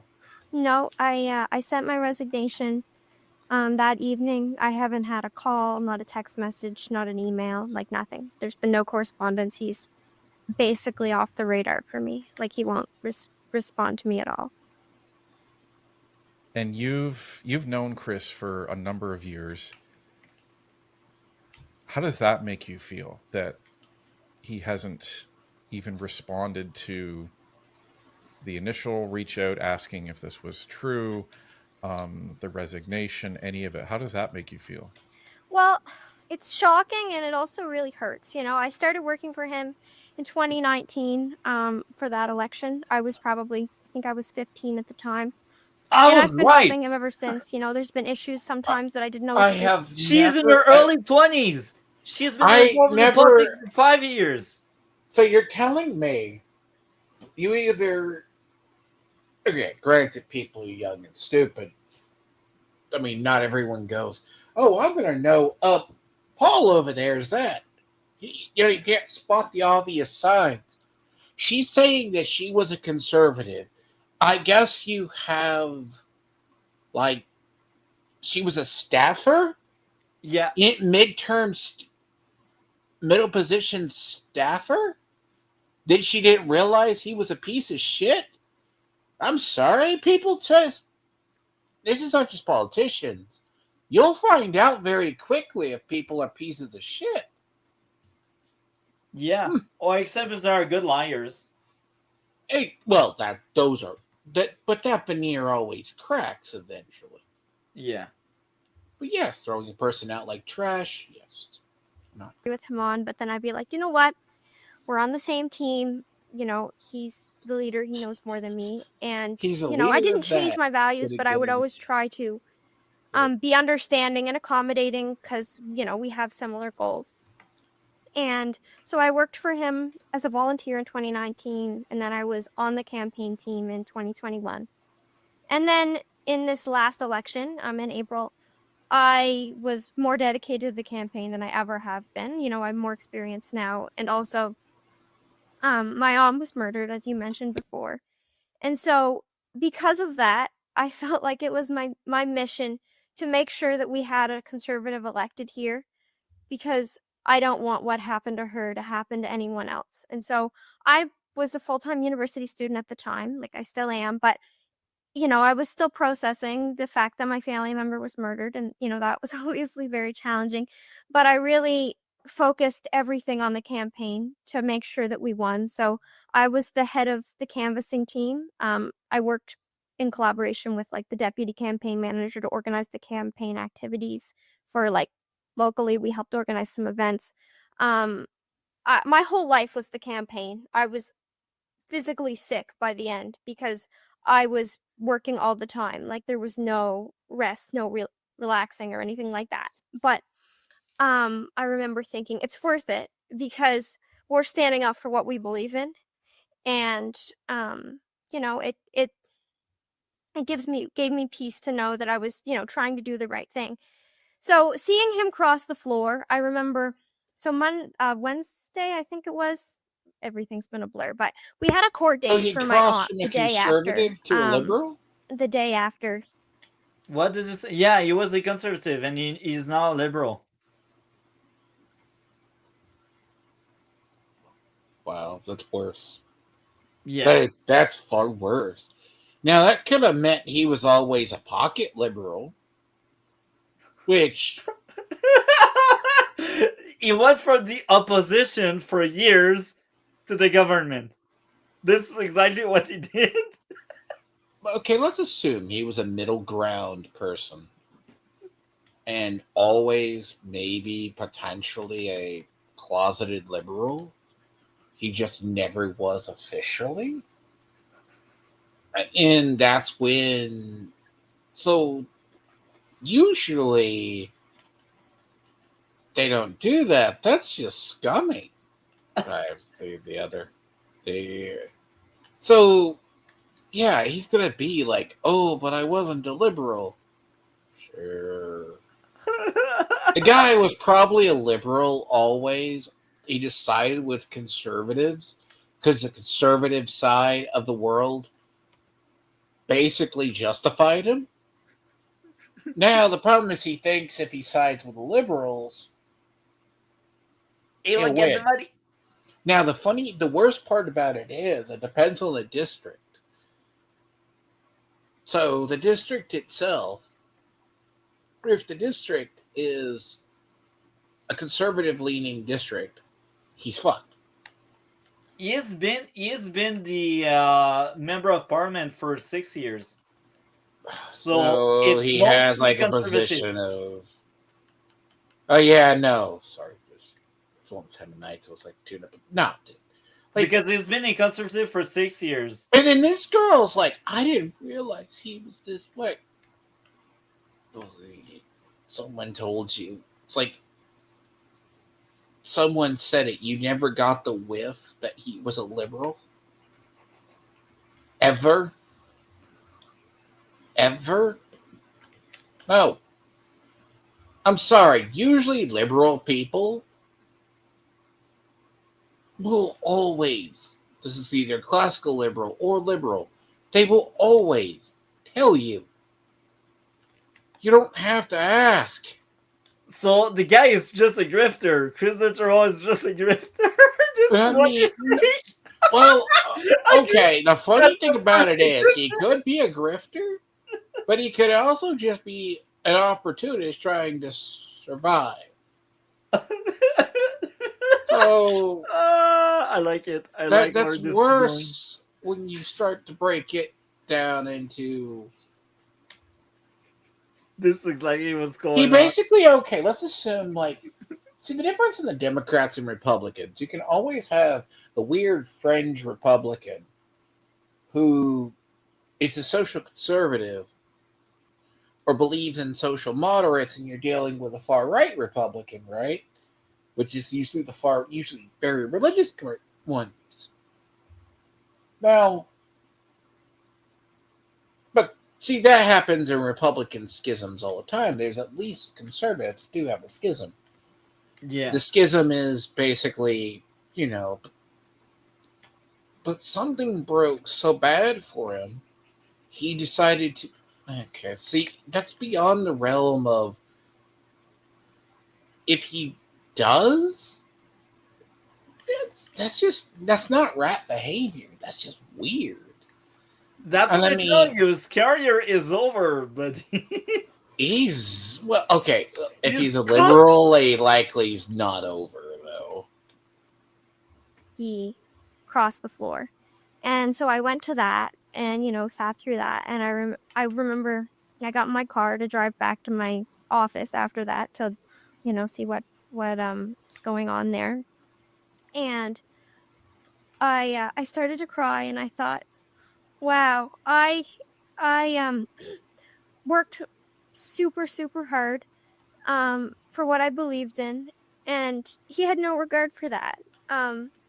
He joined the very team that implemented the policies that allowed my aunt to be murdered.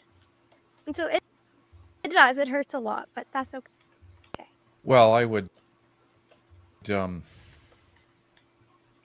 out and say that that's not okay, Esther. And I know you're taking the high road, which is a good thing. But this comes back to a fundamental question in our democracy, I think. We had interviewed Rick Perkins the other day and expressed our perspective on this, in that we don't agree with any floor crossers unless their leadership, their party has been demonstrated to engage in, extreme corruption, immoral behavior, and or criminal behavior. So that's the only scenario that we could even fathom and accept somebody crossing the floor. And there's an important reason for that, because our democracy is set up so that there are people that can run as independents, there are people that can run as part of a political party. And when you cast your vote, you're casting your vote in our system, for better or for worse, for somebody who is part of that political party, but also you are throwing support behind the leader of that political party, in this case, Pierre Poilievre. So everyone who voted for Chris, was voting for the Conservative Party, and they were voting for Pierre Poilievre. That's the trilogy. So when somebody is elected on that premise and then decides, well, I'm going to now cross the floor to a different party, especially within 6 or 7 months of that election, that is a complete betrayal of the democratic result that was in that election. And, a lot of liberals are pointing back to a floor crossing that happened when a liberal crossed to the Conservatives back in, I believe, 2018. And they're saying, well, the Conservatives were okay with that. I wouldn't have been okay with that, but if they want to compare that was 3 years after that election had actually occurred. So this wasn't something recent. This was an event that happened shortly before the next election. So even that you could argue, but I still wouldn't have accepted that. But this is where it's not okay, because he has violated the trust of all of the people that voted for him. And we've actually seen the media start spinning this, where they say, mixed reaction in Acadianapolis for Chris D'Entremont crossing the floor. Well, no kidding. If you talk to Liberal voters, they're going to say, yeah, this is a great thing. Of course they're going to say that. And you talk to a couple of Conservative voters, they're going to say it's a bad thing. But, it comes back to, I don't get it. I really don't, because, you are somebody who has gone through a lot of tragedy, your family, your community, with what happened to your aunt. And I can't wrap my head around that somebody who has lived in that community, has seen the impact of the horrendous justice policies of this Liberal government, and seen that touch home, to just say, you know what, I believe in that party now. I believe in all of those policies, and I'm okay with that. I just can't get my head around that. And you've given your thoughts. Or anybody else in your community or your family, have they talked to you about this and what they think? Yeah, the outrage is kind of insane. People that I didn't even know were conservative are just fit to be tied. Like so angry. I know so many people that, worked on our campaign. So many people that I convinced to vote for Chris because I said he's a man of integrity. Like, you can trust him. And now they're like, wow, I knew politicians were liars. And it makes it really challenging for someone like me who is trying to really implement change and, make the community better, of something like this, because people are already cynical and distrustful towards politicians, and this just makes it a million times worse. There we go. That was the second video on the matter. Let's move back to a question period. Oral questions, questions orales. The Honourable Leader of the Opposition. Mr. Speaker, today I will be meeting with the Prime Minister to discuss the 10th Liberal budget. We, the Conservatives, want an affordable budget so Canadians can have an affordable life. Mr. Speaker, the Prime Minister did not keep his promise to spend less. He doubled the deficit he inherited, and now the inflation rates are climbing. In fact, all measures are higher than the Bank of Canada target. Will the Prime Minister agree to what we're looking for an affordable life for Canadians? The Right Honourable Prime Minister. Mr. Speaker, it will be an affordable budget and an ambitious one. affordable for operational expenditures. We will clean up operational expenditures, but we will be investing in Canada. This will be the largest investment in our country, in the history of our country. The Honourable Leader of the Opposition.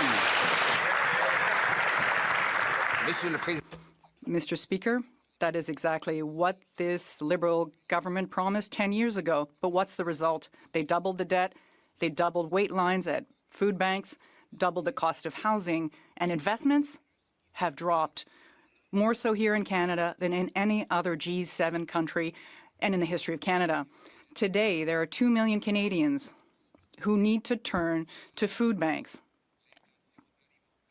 And food inflation is skyrocketing. Will the Prime Minister learn from his lessons, reduce deficits, and eliminate hidden taxes on food? The Right Honourable Prime Minister. Mr. Speaker, as I've just said, this will be a cleaning up of operational expenditures for the first time in a decade in this country. Second, with respect to inflation, it will be the 21st month in a row that the rate of inflation is in keeping with the Bank of Canada's target range. That's 2.4, and the range is 1 to 3. And they want to be paid back, so at some point they will reduce the cost of it because they want the money back, and if it's too high, they will never get it back, so it's not always a good thing. Mr. Speaker, today the Prime Minister and I will meet to discuss the 10th Liberal budget deficit.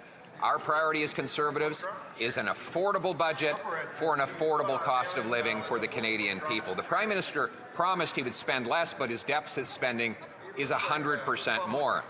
He promised he'd be judged by the prices at the grocery store. Well, they're now rising at 2 times the Bank of Canada's target, and inflation is now once again out of control. Will the Prime Minister learn from the inflationary, costly failures of the 10 years of Liberal government and accept our plan for an affordable budget for an affordable life? The Right Honourable Prime Minister. Mr. Speaker, this budget will get operational spending under control. It will balance our spending over the next 3 years. But we're not going to stop there. We are going to invest in this country. We're going to have the biggest investment in this country in generations, the largest capital spend in generations, the most ambitious trade diversification. The most inflation in generation. This is exactly what's going on. By the way, that budget is $78 billion, which is a lot, and it's disgusting.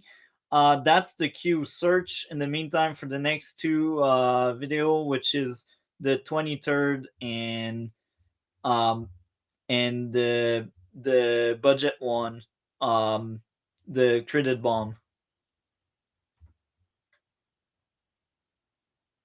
So let's keep playing that one here while you are searching. In our nation's history, we will do everything to help Canadians get ahead, as they have gotten ahead every single month since I became Prime. That's ultimate gaslight lie BS. Can't even manage its own. It's BS. So I'll click here. There we go. Canadians always pay more but get less. The Honourable Secretary of State. Thank you, Mr. Speaker. Mr. Speaker, let me be clear. The CRA is providing accurate information to Canadians in nearly all cases. The audit looked at a sample of 167 calls from last spring before we launched our 100-day plan to fix CRA service. The CRA reviews over 100,000 calls every year for accuracy and has found that more than 93% are accurate for inquiries related to taxpayer files.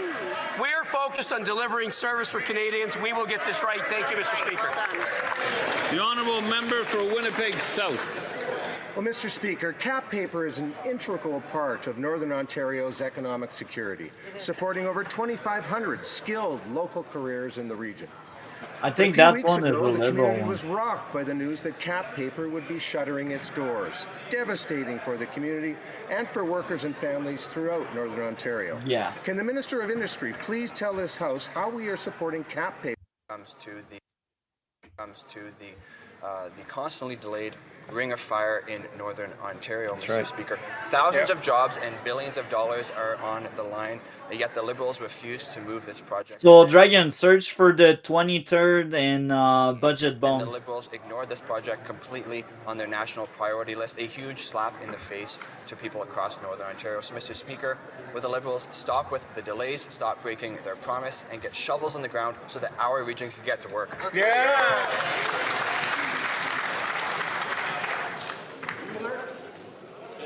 The Honourable Minister of Jobs and Family.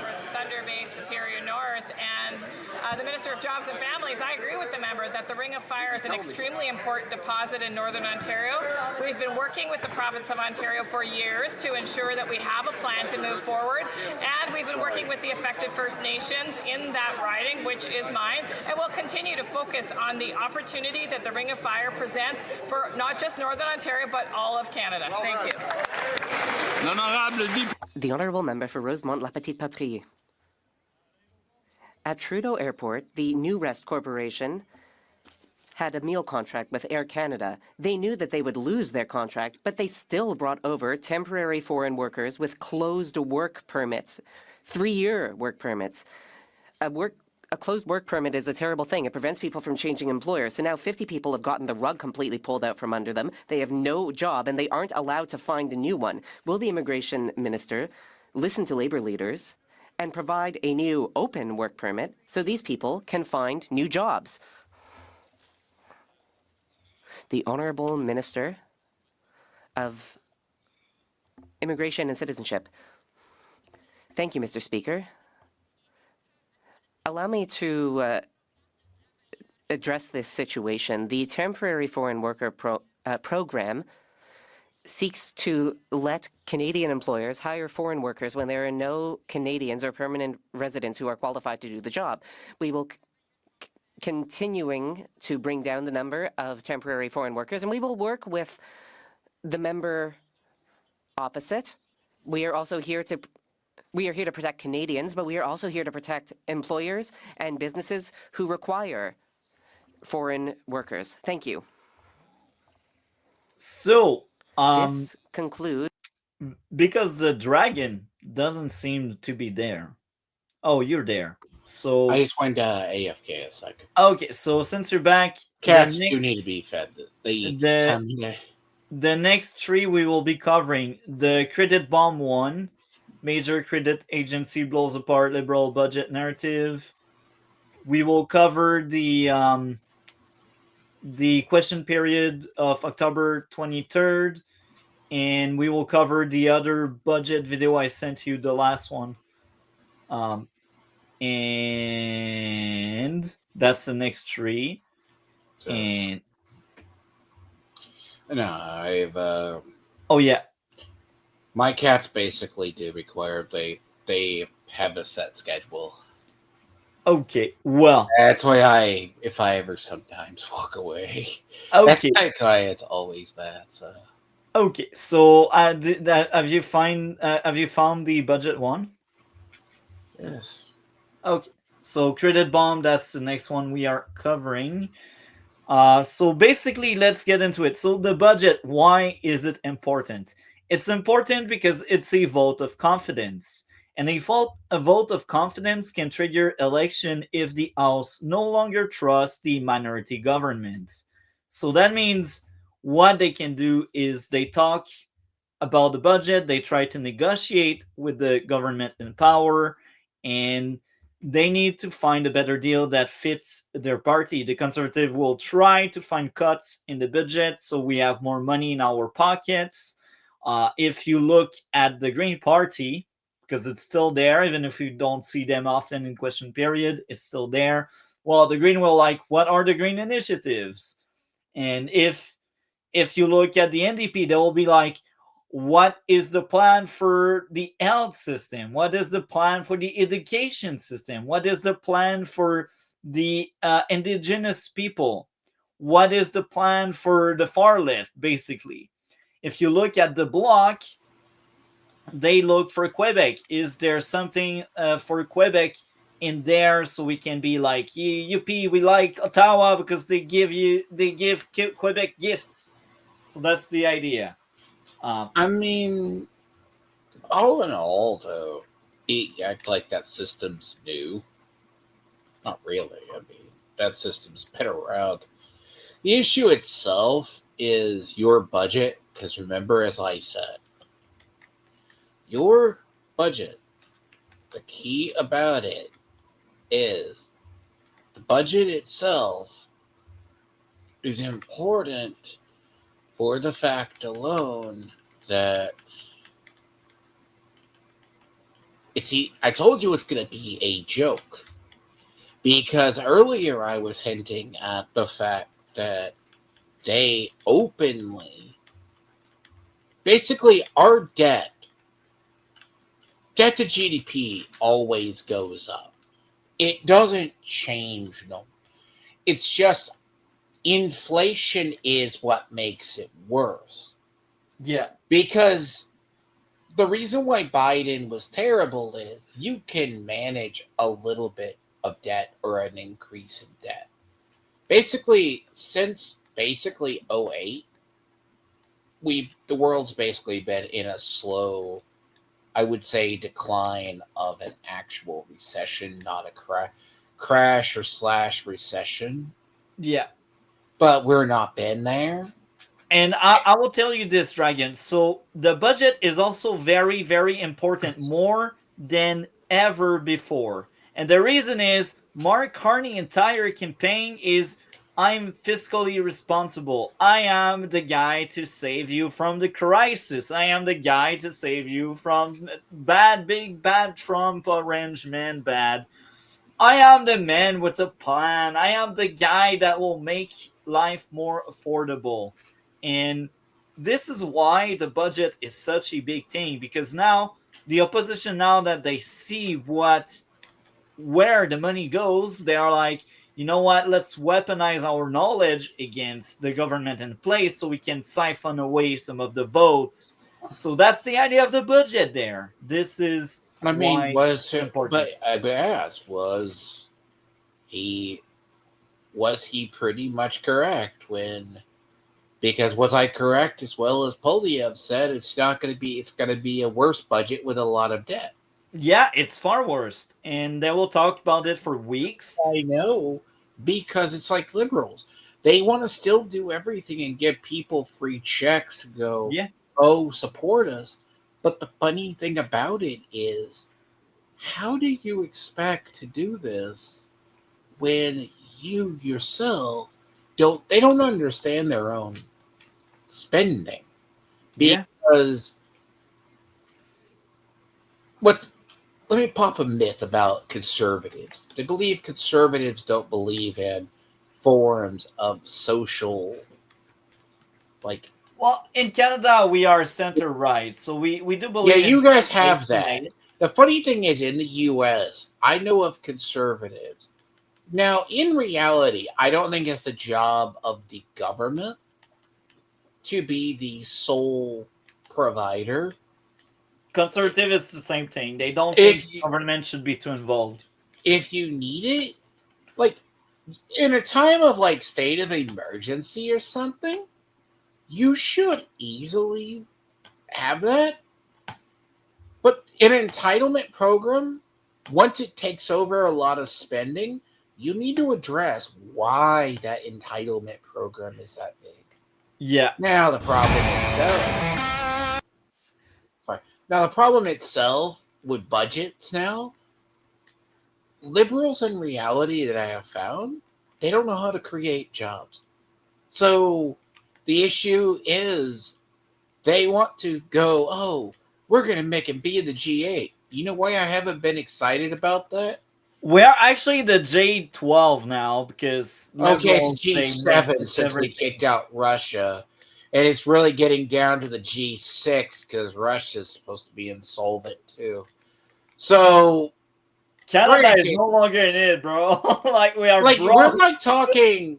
Other nations are like, oh, we're in They're like supposed to be solvent, and they're not. Like that's why it's funny. Like if you ever hear Germany, like they talk about the WEF. The WEF alone exists as an arm of the UN government for the International Monetary Fund to donate to help nations. Which, I mean, they put nations into debt so they can call in favors later on. But it's all under the guise of social spending equates future prosperity. But the problem, as I said, with entitlement programs is entitlement programs eventually become bothersome. Yeah. And now we play the next clip talking about the budget. So right now it's on mute because there's music we don't want to hear. Ladies and gentlemen, it is budget day.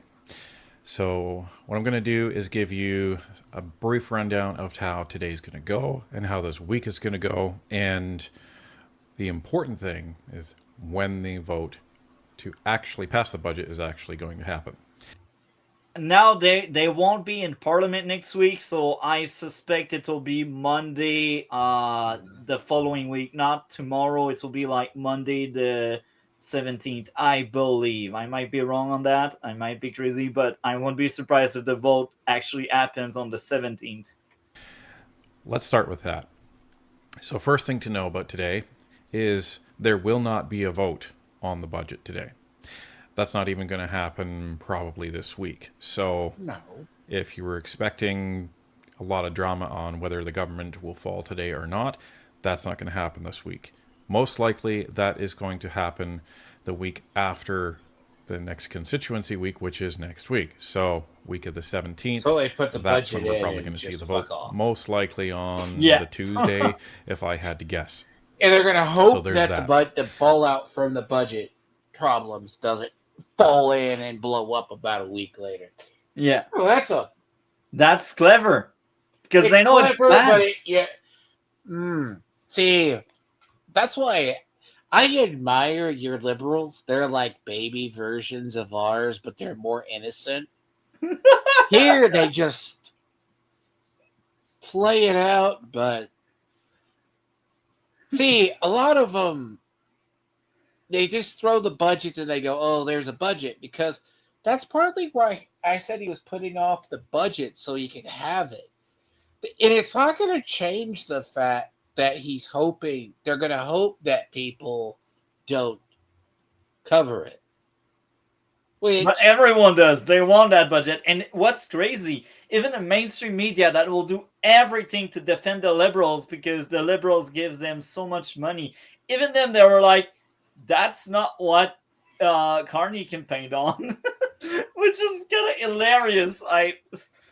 Even when the mainstream is like realizing maybe they shouldn't be propping up that liberal government, you know, there's something wrong because they're all like liberal voters. Like even when Carney will be down the gutter, even when everyone will hate Carney, the media will still defend the guy. I mean, it's kind of like weird. Occasionally I find, see, the thing is, Texas is majority middle ground or social conservatives in a way. Even I find certain people that they're close to like, it's kind of, it's funny. I'm sorry, you just do a budget and walk away. I don't know what to make of that outside of you're just being a... See, I often cover, if I ever want to cover commentary topics, especially on politics, Mondays, Wednesdays, and Fridays are dump days. Mondays are the days... So in the U.S. government, they'll dump stuff on a Friday thinking it's going to be washed out by the weekend news cycle, which can happen, and if it's not a major deal. Mondays and Wednesdays both are major political announcement days, But they'll also, you can always tell if they want to bury a story. But the stuff with the budget being as important, yeah, because the problem is he's going to have to say something. Now, in his defense, if he goes around saying that the budget is off or doesn't make sense, we can do better, okay. But the problem is conservatives will either A, have to prove it's a very bad budget to gain control again. But then again, conservatives are going to have to turn around if they do get the government or a majority to go along with it, meaning you have parties and others who want to. Yeah. They're still going to have to keep up the social safety nets. Yeah. And the social safety nets are what's draining your economy more. And also the fact that we don't really use our energy. Second thing, here's how today's going to go. So this morning, the government is going to be dropping the budget in what's called lockup. And what lockup is, that is a room where they put the budget down and the media is allowed in to actually view the budget, to kind of prepare for their coverage that's going to be later in the day.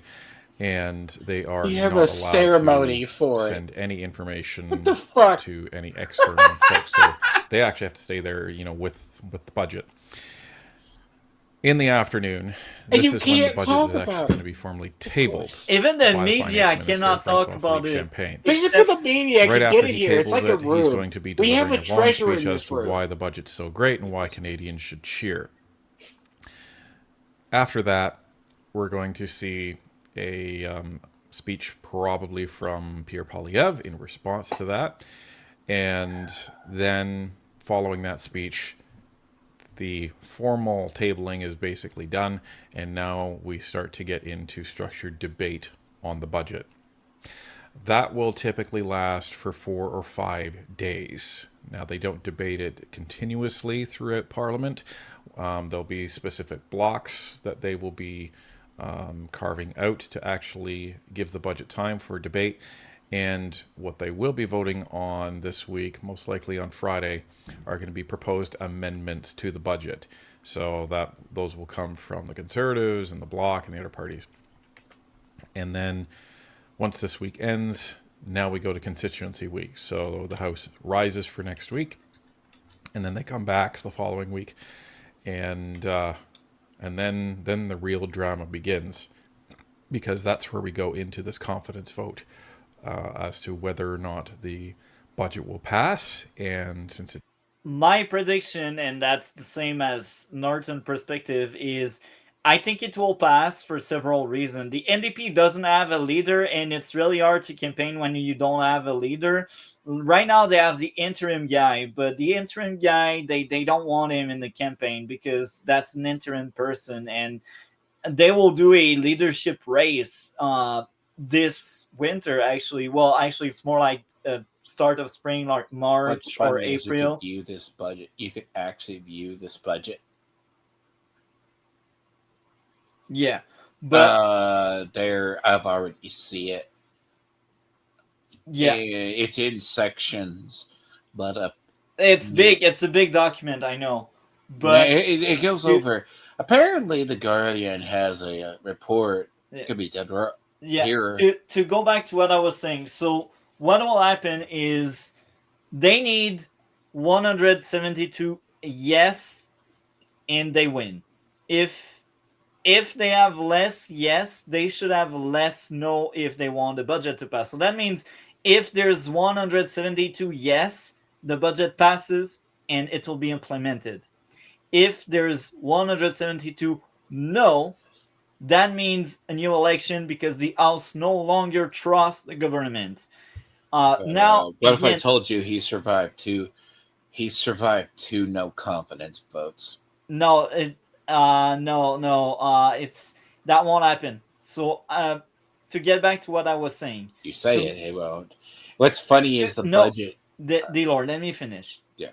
To make sure we don't go into an election, all the NDP need to do is not showing up. If they don't show up, they don't have a vote. And if they don't have a vote, well, since the Liberal will all vote for it, it will pass through and we will have 7 votes that are not made, which automatically means the opposition can only reach 164 no, and that's not enough to beat 170. So if the NDP doesn't show up, the budget passes. Because now the threshold to make the budget pass is 165 yes instead of 172 yes. If all of the opposition parties show up and they all say no, that makes 172 no, and they would basically vote non-confidence. And if there's a non-confidence vote in a minority parliament, that means the end of that session and we go through an election. So again, the NDP, they won't show up. And if they do show up, they will be forced into voting for that budget to make sure it passes. Because if they vote no and there is an election, the NDP will be destroyed. I think the Conservative can earn some seats, but the destruction of the NDP means a majority for the Liberals, and the Conservative, they don't want that. So what I suspect... NDP is Liberal, so what's... Yeah. So what I suspect is not only a lot of the NDP won't show up, but a lot of the Conservative will also not show up, because as much as they will gain from that election, they would also give the reign to the Liberals, because if there's an election right now, maybe the Liberals will actually win it and get a majority, and that's really bad. They don't want that. So the smart thing that will happen is Conservative, they don't show up, NDP, they don't show up, and now there's lesser vote needed to pass through the budget, and the Liberals actually pass the budget, and they will carry these deficits. They will carry all of the crap that comes with it. And so there was 2 votes in confidence. The budget wasn't bad. So apparently the guy that defected, it's amendment. It's not adopted yet. It was the amendments, yes. That was a key thing. Yeah. That actually turned out to be key to protect him. For at least this week. Yeah. So, Darren Dumont, who represents a riding in Nova Scotia, told reporters, his defection was a key win to who governed with a parliamentary minority, with, I'll probably get butchered, Dumont now sitting with the Liberals. The Liberals party needed 2 lawmakers from the other party to pass the budget and avoid an election. Yeah. Then on the evening, the MPs were voting. Matt Jernox, a long-serving Edmonton MP, announced his surprise resignation just 7 months after he narrowly won the election. Spend time with his families. But that's not totally accurate. So he did spoke about leaving, but he will leave only in the spring because they suspect there will be a spring election, and I'm pretty sure this spring we will have an election. And in the spring, that will be the fatal flaw, the fatal blow to the Liberals, because they will have gotten a You'll need more seats than that. If the Conservatives are going to lose a seat, not necessarily, because during the election, the parliament is dissolved, so everyone leaves. So all of the seats they're saying there's disgruntling in the Tories. No, that's not really. It's just fake drama manufactured by the. That's not his content. Now, if the problem is obviously if the budget's not amendment or that, it probably is going to be bad. But the idea is, it's definitely. I mean, so the budget last year was like 48 trillion. Okay, like 48. Yeah. They're looking at like a 78. Yeah, it's twice the size. It's like double. And they're like between 29 and 30. They said by 29 or 30, we're going to get down to 56. Yeah. Really? No. Yeah, I know. That's a Liberal promise. But again, to get back to what I said, once there's an election, everyone loses seats. So that means even if someone steps down or change floors, they are no longer on the seats anyway because there's an election. So we only have seats when the election is over and they sit in parliament. But once it's dissolved, it doesn't matter anymore. So let's play more of that now. It is a confidence vote. If it does not pass, then that means that the House does not have confidence in the government, and the government will fall, and then most likely go to an election. Most likely this budget is going to pass. We've been saying for a couple of months now that this is most likely going to pass because the Conservatives don't want an election. The NDP definitely don't want an election. They're in the middle of a leadership race. And the Bloc, they're not interested in an election right now, based on the polls, right? Polls are at around 50-50. And that's not really a confident position you want to be running into an election with. Now, the Liberals, they may want an election, but the issue is you can't play this game of chicken, specifically at this point in time with Canadians, because Canadians are not going to favor the party or parties that trigger an election. Our position has been whoever triggers an election this fall loses. So what we heard yesterday is something that we postulated, that the NDP are open to abstention, meaning they may not vote against the budget, they may not vote for the budget, they may just choose not to vote at all. Or some of them will vote against it just so they can say that they voted against the budget, and then the rest of them will abstain. This will allow the budget to pass because Conservatives and Bloc are expected to vote against it. This allows the Liberal government to wear this mammoth disaster of a budget that we're all expecting. So that's most likely what's going to happen when the vote actually comes. And it's going to be a bit more painful for Canadians for the next 6 months or so, but it's going to be necessary in order for the swing voters to actually realize what this government actually is versus what it was actually promised to do. Now, we've already seen a swing in the polls, or all the way down to this 50-50 position that we're in now versus the 12-point lead that they had over in the summer, because Carney hasn't done anything. And the other day, as we showed, even CBC and Rosemary Barton had to admit that Carney has just made everything worse for Canadians, and Canadians are starting to see that.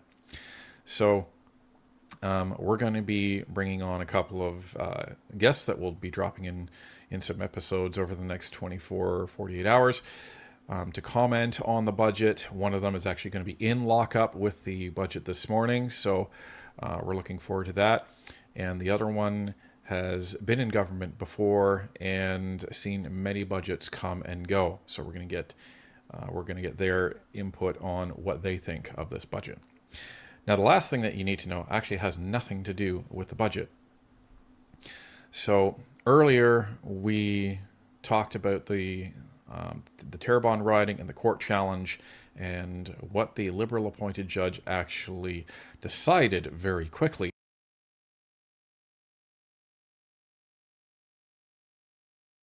I just realized I was muted.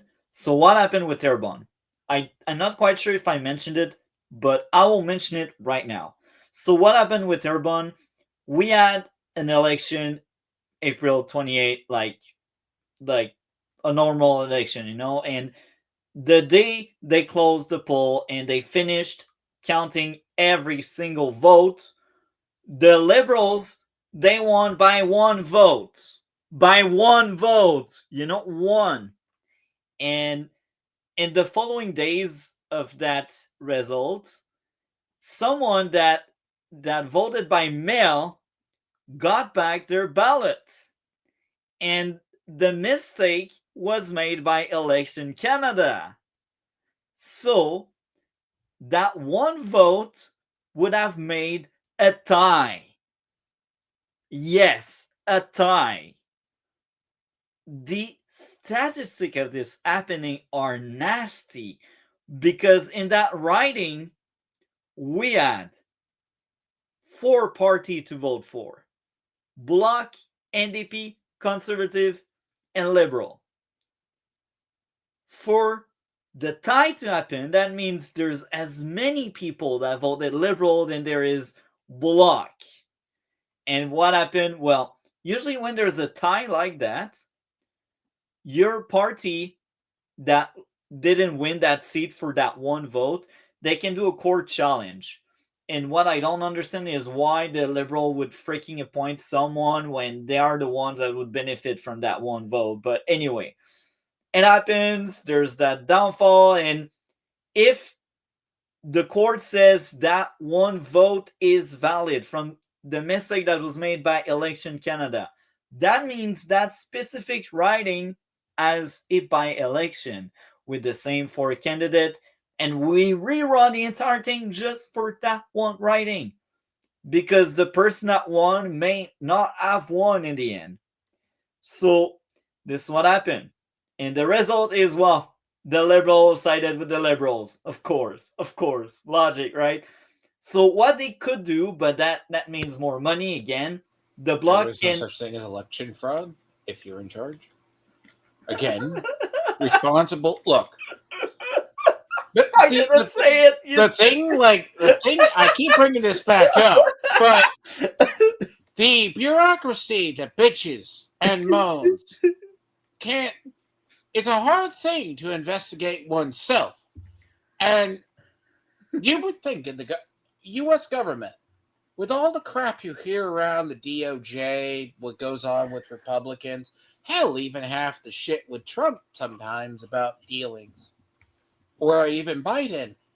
So Biden, as senile as he was, and all the shit that was happening with the DOJ, you couldn't prove to anybody that the DOJ go, because that's their whole job, their entire job of the DOJ, which is Department of Justice, is supposed to be the federal line of prosecutors. In case anything happens with election fraud, then you also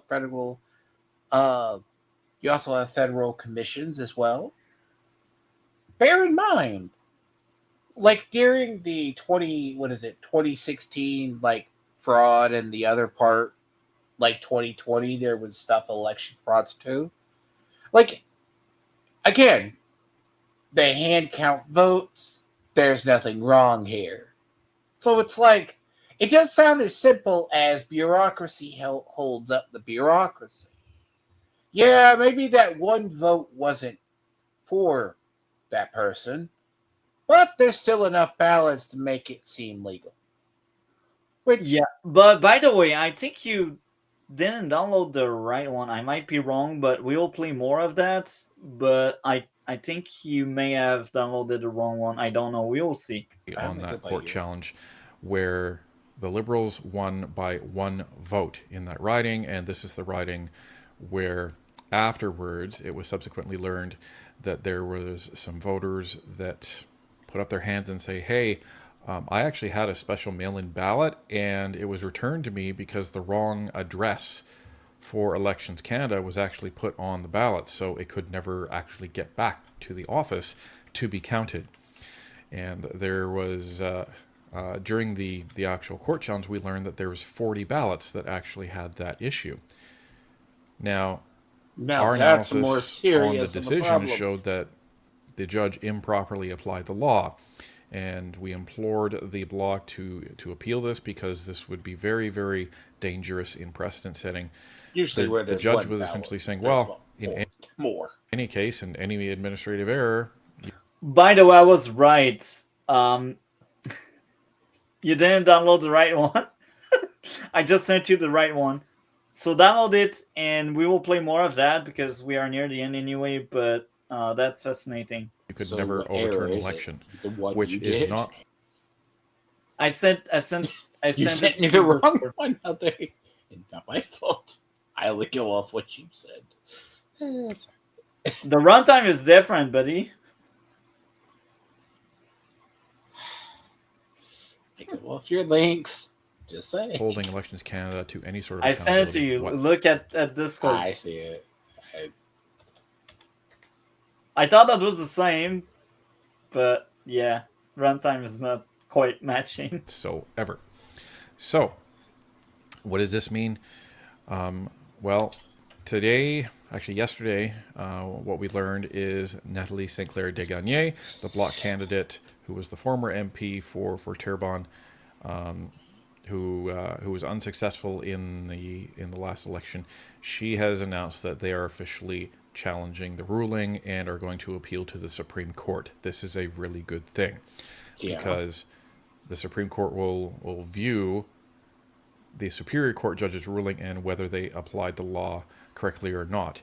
And the Supreme Court is what we based our logic on in terms of that Superior Court judge actually applying the law incorrectly, because the Supreme Court reviewed a case similar to this many years ago, and it's really the precedent that is going to be used going forward. So we're hopeful and confident that if the Supreme Court applies the law correctly, then this will be overturned and there will be a by-election called as a result of voter irregularity. So that's happening, and it's going to be interesting to see how that plays out. So there's a lot of drama going on in Canadian politics this week, folks, but there's going to be extensive debate on this budget, and there's going to be amendments thrown in, and we have to just hold our breath and Did you download the link I just sent you? Yes, I did. Okay, so you can place it right now. I mean, but it's still informative. You just sent the wrong. See, if you send the wrong one, that obviously, this was going to be honest, that is one of those problems. Should. So we are loading the true video I wanted to display. See, 3, you don't pay. There we go. I can already see his face right now. A third of his time has been spent out of the country flying around, accomplishing squat. A lot of talk, no action. And I think for a lot of people, perhaps a disappointment. Maybe they should spend a little more time looking at who they vote for in the next election rather than just saying, oh, Liberal, I like it. Oh, yeah, no. Let me shatter your lovely dreams. Do you know how much of the average voter reads bills? Okay, so what's funny I know nobody does. I'm telling you, because someone actually fury of activity today. Go ahead. Go for it. Okay, so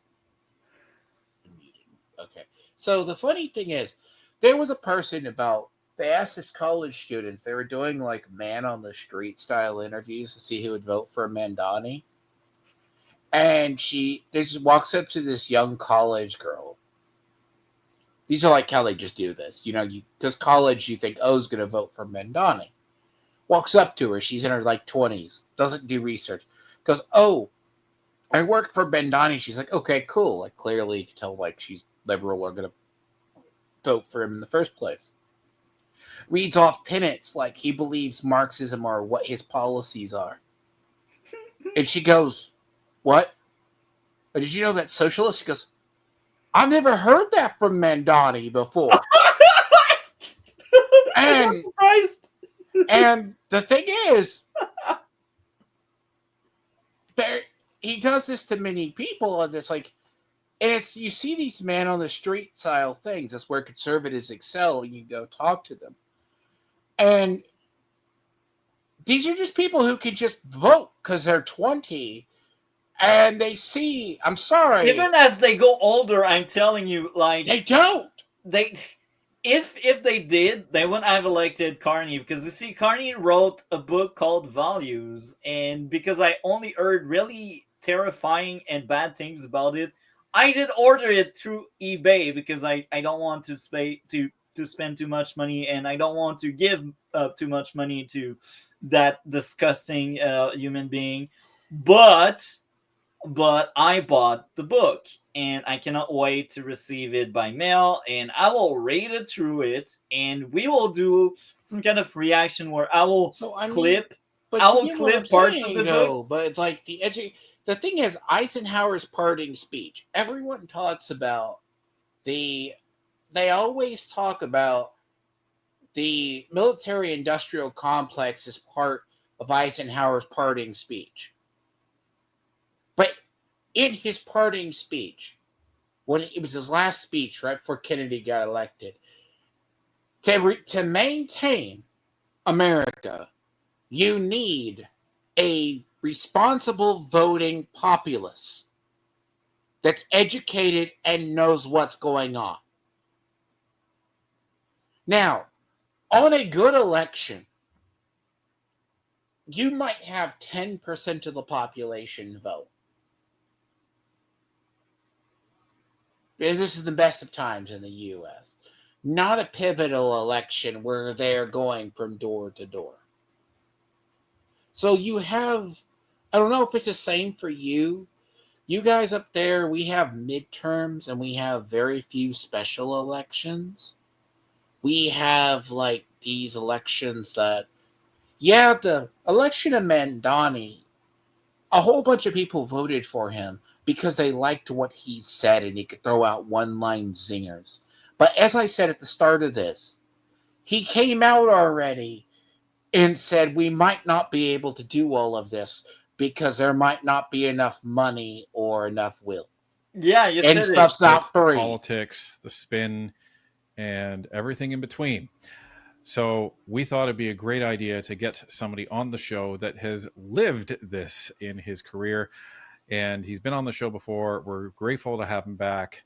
Former Liberal MP, not under Justin Trudeau, Dan McTeague. Welcome back to Northern Perspective. Ryan, great to be here. Missed a day since the election, and looking forward to another one at some point down the road. It's going to happen. Indeed. So we want to talk about the budget, but before we get to that, there was a very unexpected, but I think obviously orchestrated development that happened today, which was former Conservative Speaker of the, or Deputy Speaker of the House, Chris D'Entremont, surprised everybody. Well, maybe surprised nobody. I don't know, but he surprised me when he resigned from the Conservative caucus and, according to the Toronto Star, is now crossing the floor to join Mark Carney's Liberal Party. What did you think about that when news broke? Well, I thought the timing was not unnoticeable. I mean, clearly he's either very worried about an election, which he can or cannot win, but either way, he's not going to win now. Voters have a very long memory, and they really, guess you're only as good as your record. Floor crossers, turncoats very well. And now Chris D'Entremont has been considered a bit of a liberal in the past by other accounts. Even members in the Liberal Party have been sort of trying to scout him for years, but I don't know him personally. I just know that Really? I guess he just What did I wanted say? more He's probably been a liberal gentle anyways? landing and the prospect of maybe surviving a lot longer in an election that allows him maybe to get a lot closer to the Premier of Nova Scotia, Tim Houston, who, like Doug Ford, played a big role in backing and helping Mark Carney deliver seats in their province. So it's a sad indictment, but it does suggest to me that the public has every reason to be cynical. You vote for one person, 50% plus one, or whoever comes out with the largest number of votes. And because the vote was close, you decide, well, maybe it's my opportunity to switch sides. It only happened 7 months ago. What's changed? And you've been a Conservative member for quite some time. I understand he was a good friend, has supported Aaron O'Toole, and that may have been the reason why. Aaron O'Toole was the guy from 2021, and he was the most liberal Conservative we ever had. And he was so liberal that he would make Justin Trudeau jealous. And it's kind of hilarious because he got a lot of seats, but of course he didn't get elected because so many Conservatives were like, I'm not voting that. they voted anything but Aaron O'Toole, and Aaron O'Toole was then kicked out as leader because... Can I make the joke that Aaron O'Toole was a tool? Yeah. I mean, the name, but God. We know that Aaron O'Toole is not as terrible. strident a Conservative leader as say Pierre Poilievre. Certainly willing to put water with his wine with things that annoyed people like me, who are liberals, true liberals of many generations, with the idea that, we could lose some votes in Western Canada, provided we try to, as it were, suck up to some constituents on the idea of climate change.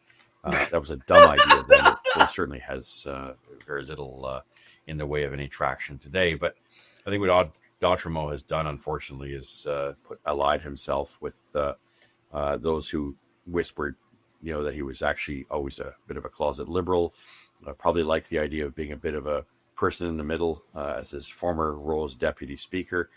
Beyond that, he'll have to explain that to constituents and an entire team that he's basically walked away from, and try to embrace his enemy. So I don't know how this works, but someone said we ought to have automatic seat changes in the House of Commons, where the person can just hit a button and get switched to the other side. But I'm sure he'll enjoy his anonymity on the backbenches of the Liberal Party. Well, if you believe the reporting, because an article actually came out in Politico right before the budget was actually dropped, and I think you're right. The timing was not coincidental. But in that article, they specifically mention that there was a quote unquote falling out with Chris D'Entremont and the Conservative Party when they wouldn't back him to run for Speaker of the House, which he wanted to, seek that position. So that actually really bothered me, because for many, many years, the understanding has been, you can't trust politicians because they always lie, or they're always self-interested. And if you believe the reporting, and if that's accurate, then that's exactly what happened with Chris D'Entremont, is that, he wanted to become Speaker of the House. At the time when he stood up and said that he wasn't going to be running, he did look annoyed, I'll be honest, when we were covering that. At the time, we applauded him because this seemed like a very team effort type of move, because the Conservatives needed every vote in the House. So they couldn't afford to actually have a speaker up there. But obviously he put, if this is true, he put personal ambition above the wishes of his constituents and the whole strategy of his party, of which he agreed to run under, not even 7 months prior to now. So it's just very disappointing. But I guess here we are. But what do you think the odds are of a upcoming cabinet shuffle, and could we see Chris D'Entremont in a cabinet position as a reward for him coming over?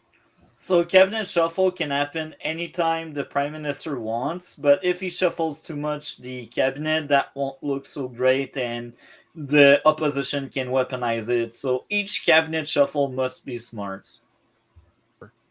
Oh, maybe. I mean, the Liberals have to try to win back and get a couple more seats so that they can actually have a functioning majority. But that majority depends on everybody showing up all the time, and it would have also included the prospect of your speaker being from the opposition side, not from the government side.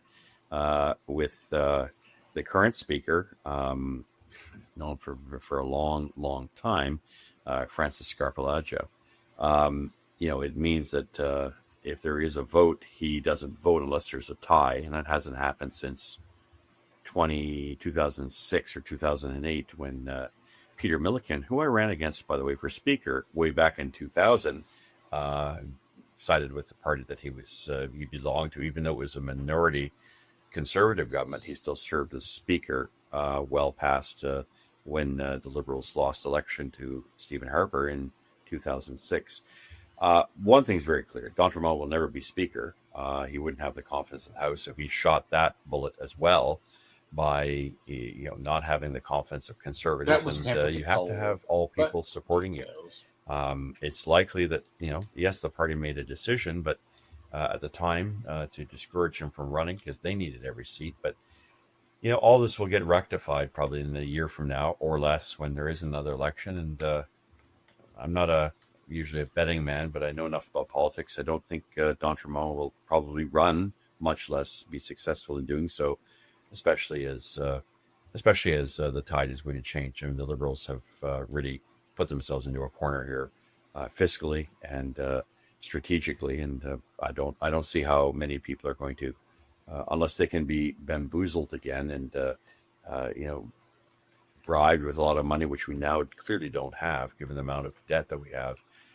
I don't see Liberals being as enthusiastic, and I don't think the NDP is going to sit on the sidelines. I mean, no doubt after Jagmeet Singh, the party will probably recover, maybe 1 or 2%. That will be very good for the Conservatives. And I think with the Conservatives having lost a number of seats by fractions of votes, it's likely that there will be a new government at some point down the road, and it won't have Mr. d'Entremont as either its speaker or, more importantly, as a potential cabinet minister, which he could have been, given that he's bilingual. I can tell you, it's a rare commodity. I'm fluently bilingual. I mean, I speak French and English, and it was very helpful in my time as a member of Parliament to be able to reach out. But I think he's shown. I think that he has a bit of a temper, and he's obviously not very happy with what's happened, and has decided to take his marbles and go somewhere else. Unfortunately, he'll get the same treatment with the Liberals over time. We'll just forget about him after this day is over. Now, what does that mean for his Parliament office, his constituency office? Because there's people that have been working for him that were of the understanding that they're working for the Conservative Party, and the constituency office, the EDA. Like, what happens with all of that when someone crosses the floor? Well, the EDA continues to function, just no longer has an incumbent. It now has to go look for a candidate to nominate for the next election to defeat Mr. d'Entremont. The Liberals will have to accept the association, but I can tell you a lot of Liberal associations are not very strong. So it may not be all that difficult. We saw this before in Nova Scotia. I mean, I was there when Scott Bryson left the Conservative Party, the Progressive Conservative Party, to join the Liberals during that period of time. So did Belinda Stronach. I mean, but from Nova Scotia, it's not on. I mean, being a Conservative in some parts of Atlantic Canada is a tough thing to do, and perhaps Chris is still not just upset with not being made speaker, but given that he's the only Nova Scotia Conservative that was left, that maybe there's the grass is greener on the other side. Whatever he's done to cast his lot, he's going to find the next year the disruption that he's made for others, and a lot of alliances, I think, are probably gone. The association or the EDA will have to obviously take into account they no longer have an incumbent. Doesn't change their status. Doesn't change his status on Parliament Hill. He still has an office. It's probably going to be changed to some other location, but that's not likely to be a problem. The staff is usually hired based on their expertise or know-how of parliamentary procedure, the understanding of committee work, research, communications. Usually have 2 people working with you on Parliament Hill if you're not a minister. So that I don't think there's going to be much of a change there. His budget doesn't change. He's still an elected member, but maybe we have come to the point in time where we have to start to say, well, it's not up to the member of Parliament. No matter what their grievance may be, you have to bring it back to the people. It's their choice, not his. Yeah, I think if someone doesn't want to remain in the position that they were elected in, I've seen a lot of comments online today. I think, and I agree with this, is if you want to be there, then you must resign, and a by-election is called. Like, it is what it is, because that should be the way. I like it. But again, if it's a majority, if it's a minority, I really feel like we should rocket someone like a special status or something, because people did vote for Conservative, and in a minority parliament like that, it doesn't matter. You can't recall that. It's a little scummy to switch like that. Yeah. The way he did it. I call it weird, like, as I said, it's kind of scummy to do it like how he did it. Very But scummy. it does create an imbalance in the power. Yeah. So, especially in the minority. Now it's a big imbalance, more than ever. But the thing about it is, on top of it, it's like, well, unless you have rules in place, you have to just live with him until he's gone. Yeah. So you even the one guy says that out of the people's hands that actually put you there, and that is anti-democratic, and I agree with that. I don't think it's right, but that's a discussion for another day. But unfortunately, this is also had that kind of argument about overshadowed. it. Like, if we can only have one candidate per party in each riding, crossing floor like that, it's like giving a second chance to a party that lost to the other party. So it's really disgusting. People voted for 144 conservative, and now we got 143 because floor crossing is permitted. What the main point of today has been. So let's get into that, which is Mr. Carney's ridiculous monster budget of $78.3 billion in deficit spending, $141 additional billion in new spending, and something like $322 billion extra dollars in deficit over the next 5 years, something like that. And now our interest payments are outpacing the actual health transfers. What is your reaction to this budget? Interesting. I called that unbelievable. I mean, surreal. We knew this was going to happen. I'm surprised the number isn't higher, because someone still has to account for the 6 or 7 months of the year that the government should have had a budget, didn't prepare one. But every single analysis has been done of previous budgets going back to 2020. Has a Liberal Party, has a government that has never been able to project accurately where deficits are going, other than the fact that they're rising and debt is rising with it. And that, of course, all that is fine for some people, Ryan, on the assumption that the economy is growing, but the economy is not.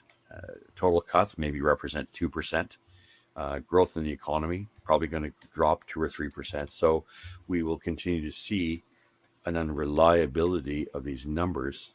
It has to be perfect. Yes, a change from Justin Trudeau, who was basically, a drunkard when it came to spending, didn't really care, and budgets balance themselves. But here we have, more evidence of the fact that Liberals were in fact on a significant spending spree. And at $78 billion, that by any measure is the largest deficit that we have ever seen. And deficit, I want people to understand, that's over the amount that we are taking in and that we have to now go borrow in order to meet the obligations.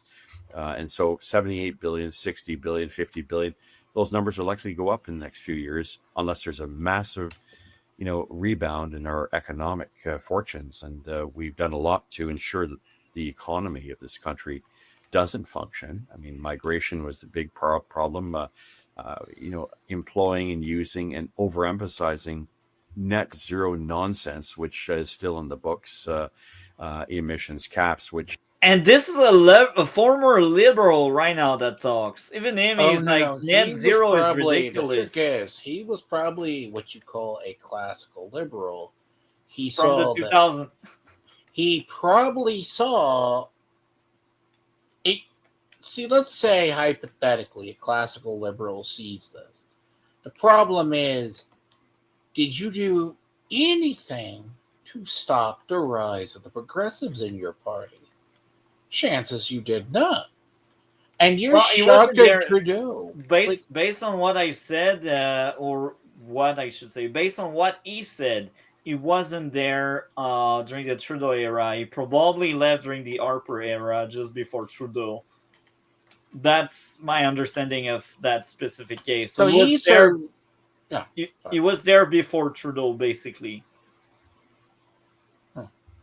They say might come off if certain conditions are met, which I think are ridiculous. No one is going to invest with those kind of, add-ons and exceptions and buts and if and commas.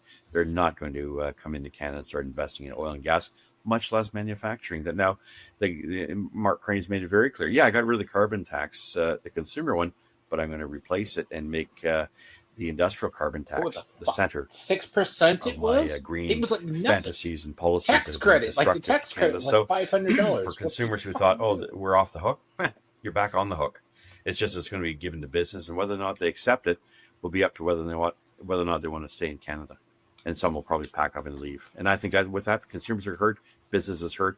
I see even greater deficits in the years to come. I think, like all previous deficits, the Liberals' projections and budgets for the years ahead, the Liberals have been getting it astonishingly wrong, underestimating the damage of their policies, and I think this will be no different. Well, he is a liberal, folks, a former liberal from the early 2000s. Even him raised the alarm. So you should be worried about that budget.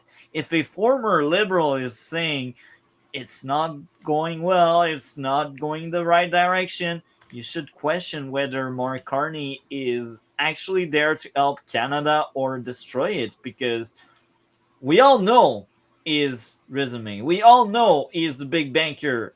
We all know what he did in the UK, making the rich richer and anyone that's not rich broke, basically. And it's awful. And you guys elected this thing because he's a liberal. And the media spin is he's more of a centrist. But no, he didn't drop these green initiative. It's still there. So no, he's not in the center. I'm sorry, he's still an ideologue. He still wants people to rely on government. And I cannot wait to cover the book values. Again, I will clip stuff. We will cover, you and I, about values. I'm just be curious to read the bill. The bill's, then again, I don't mind reading things like that. But yeah. Good. Like, the problem itself is, I mean, again, I think there's this thing in Canada, like, I remember people, they were like, I remember seeing it. Canada was like, there's nothing wrong here. There's only peace. You come up here for a job. Like, no, Canada's been far gone. Like, Canada is cooked. No, the progressives basically took over your country. Yeah. Like, they were like, I mean, your nation was already kind of ripe for the whole quote-unquote liberal takeover of the actual system, where you act like, sure, like I make the joke, like you have rights, but even in the U.S., we have the Constitution, but don't misunderstand. The idea it can just be taken away at any time is ridiculous. It's not like we have more rights. We have more. Yours are safer than ours. We have more steps, so tyranny doesn't occur. Yeah. But like stuff like this is just straight up. A classical liberal tells you that person isn't. Now, the funny thing that happens in our country is they warn people like Biden and them, but they'll be the first to fucking backstab a conservative or a person of an opposition. Which sounds weird, but hey, welcome to whatever. In the budget, like, even I know, they're like, well, that budget's going to definitely get smaller. No, not if it has a whole bunch of spending and you're not creating jobs. We lose jobs. We lost 100,000 jobs since freaking July. Find a way to make jobs. Oh, they're going to take your auto We are plant bleeding jobs. Dragon, no, hold on. Dragon, 100,000 jobs left.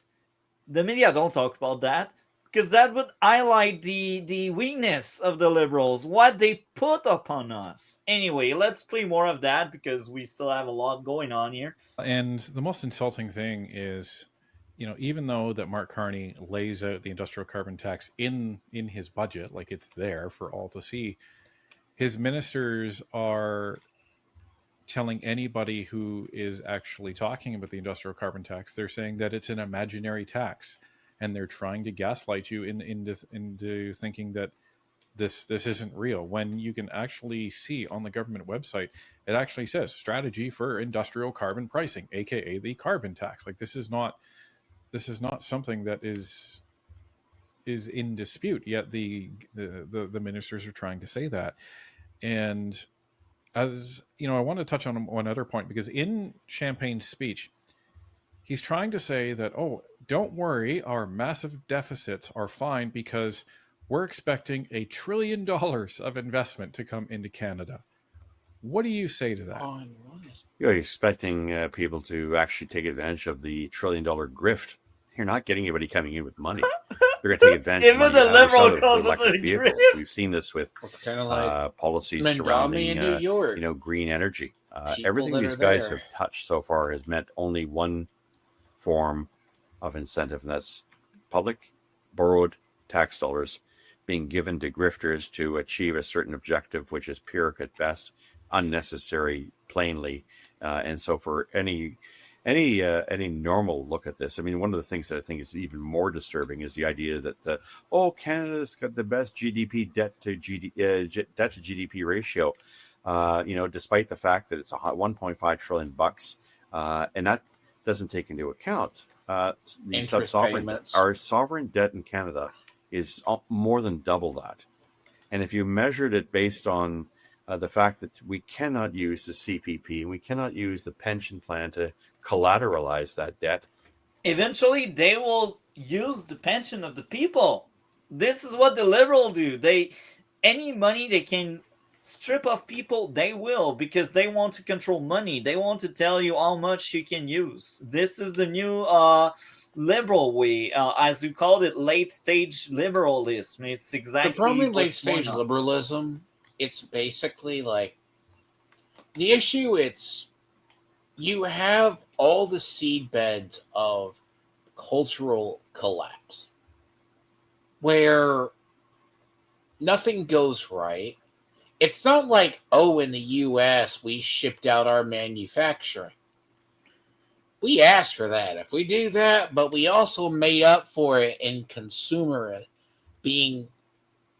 consuming and going to more commercial versus manufacturing. Now, the thing, when you start looking at like that as like a policy, it gets to the point where we're about a decade off from the end of a lot of Obama's green energy policies. Green energy largely helped in certain areas, but didn't work. Like I've seen O'Reilly talk about, okay, they hate nuclear power because of the waste that comes off or something, or they're afraid it's going to melt down. The funny thing about that part is it provides more, one nuclear power plant provides more power than a fucking group of windmills together. Yeah. And it's less maintenance. Now, if you want an alternative fuel source, that takes time and that takes like a decade. And I'll also say this before we play more. One of the big reasons why Canada can't compete, the freaking tax on everything. It costs so much to have something here going on. You just go down south in the USA and you don't pay that much tax. There's no industrial carbon tax like we have here. So why would a company that uses carbon would set up shop here and say Canada is the place? Heck no. They want profit, they want money, and paying for the stupid industrial carbon tax, well, it means you pay more money to produce whatever you want to produce. And it's stupid, so let's just go down south where there's no industrial carbon tax, whatever. Well, the thing is, over-regulation, if it takes, let's say a liberal agenda is actually passed. Let's use the case in like when Obama came to power in U.S. Same with Biden. He attacked the coal industry. Now, there's entire areas where mining is all they know. Now, it's already, if you open up a mine, you close a mine, you have to reseal it so it can be reclaimed by the earth or whatever, which will happen naturally. But the thing to it is, regulation is sometimes you can over-regulate and then get like, if a company wants to come in, right, and you got to wait 5 years to build a damn thing. Why would you wait? Good God, you got to get past the regulatory process before you break ground. Huh. Welcome to Canada. It takes us 17 years to build something. Really? Thank you, liberals. Yeah. That's like, it depends what it is. It's like, oh, I got to build a road. 17 years. Just to get it approved by the liberals. Ridiculous people are willing to do. I call them stupid and ignorant because they are. There's no way you can raid the CPP or QPP and pretend that that's somehow an asset that you can, you can borrow even more money on. Given that that is the reality of the situation, no other G7 nation has sub-sovereign provinces or debt holders that are allowed to go out there. Our number is more like 115, maybe even 120% debt to GDP. Means basically our debt is greater than. Do you remember when I looked it up?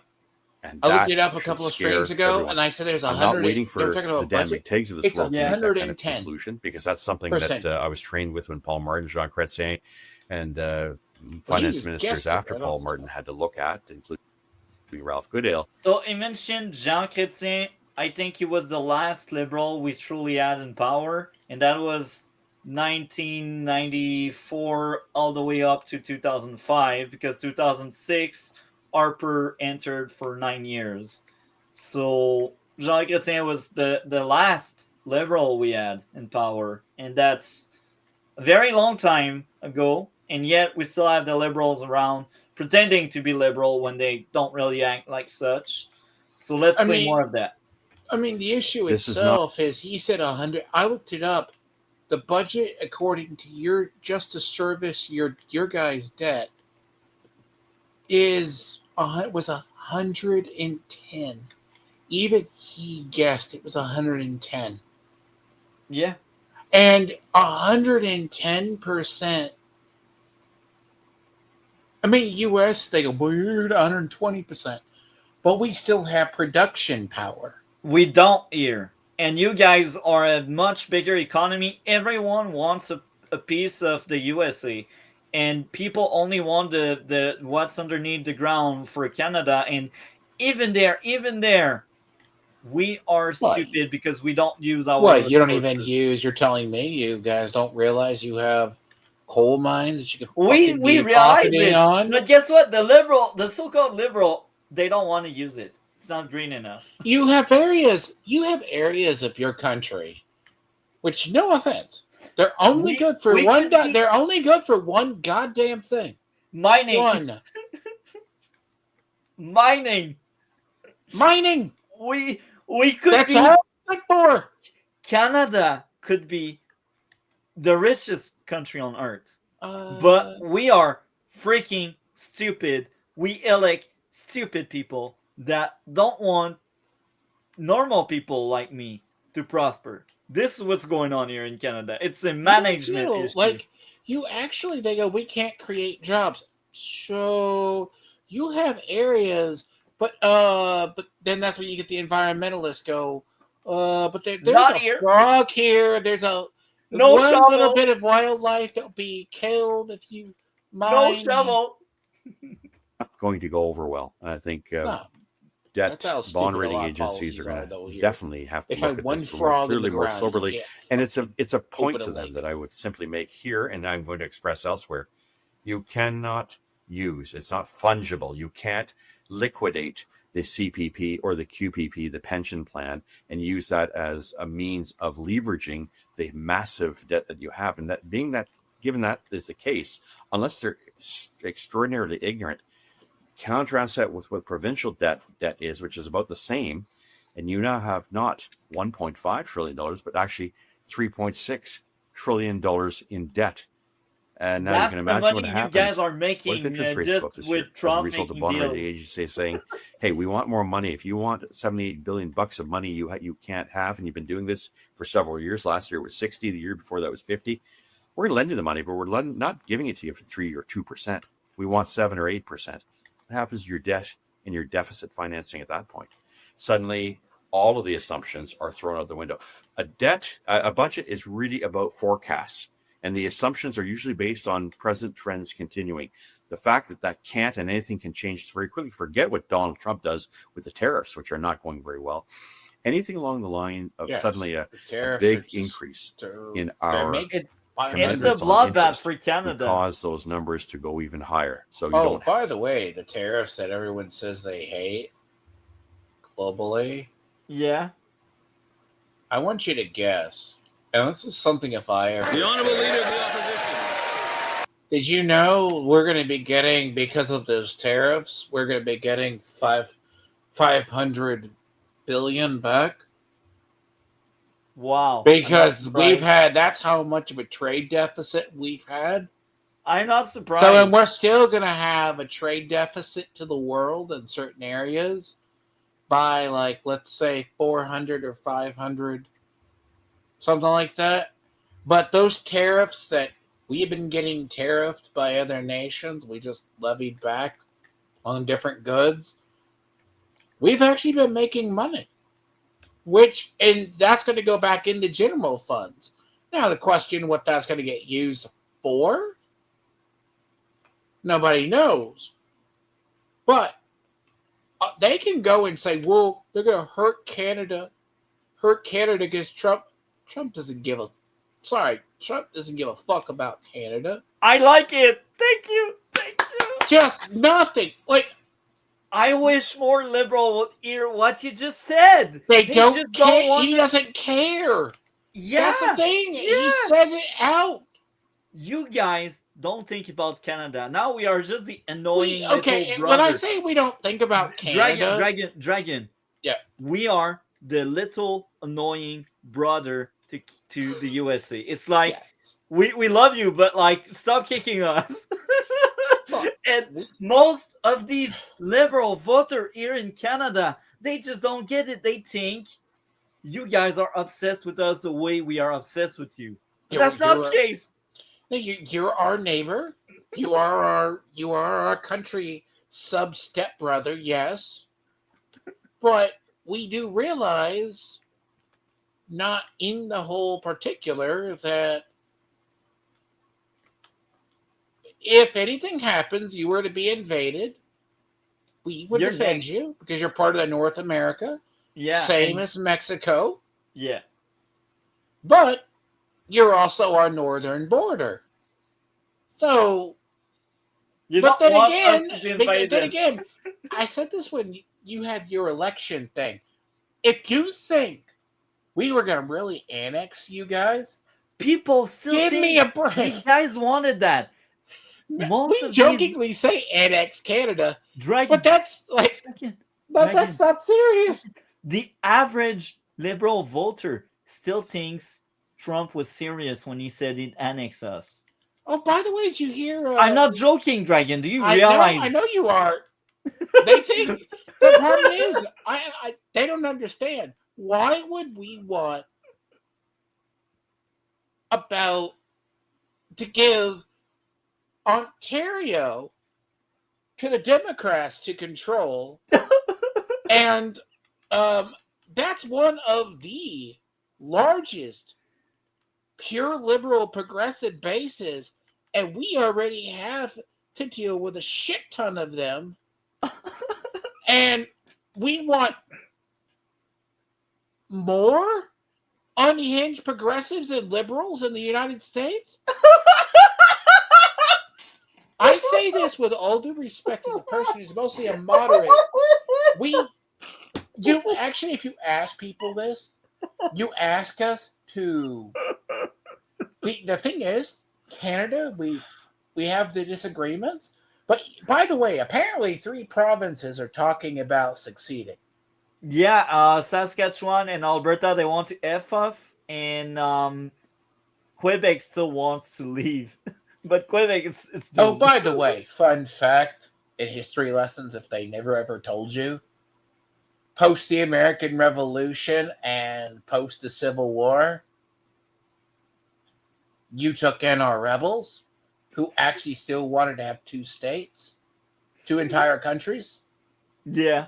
So, if anything knows anything about seceding, your country would do that. But jokes aside, I don't even think if they wanted to leave, they could.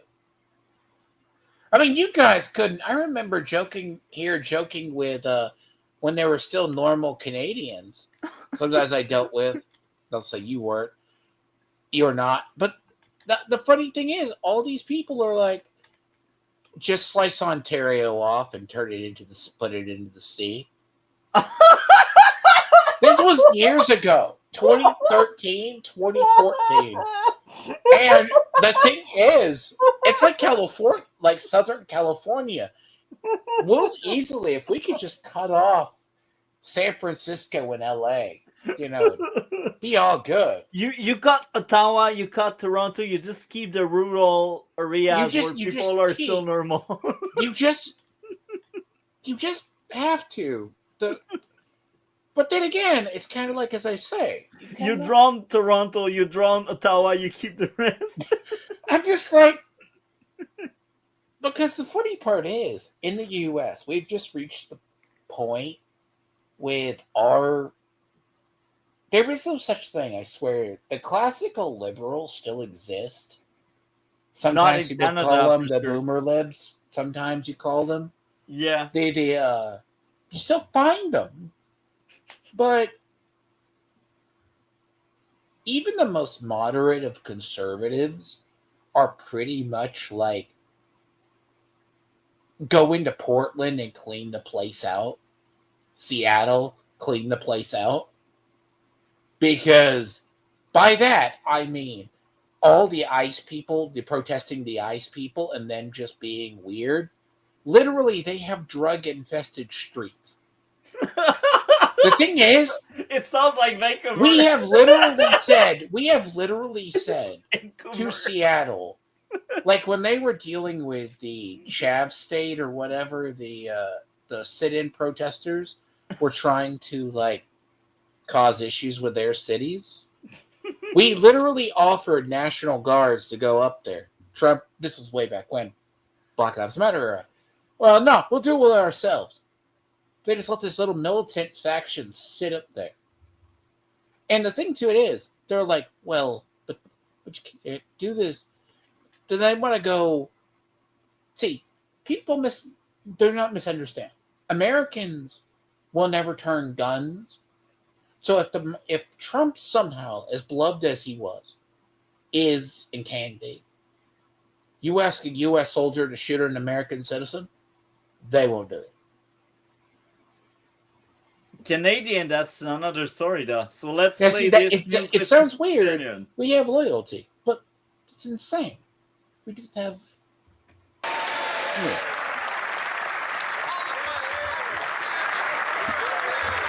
I think one of these actually had what they were talking about, what they wanted in a budget, by the way. So one of these would have been good to save. It was like a 20-second.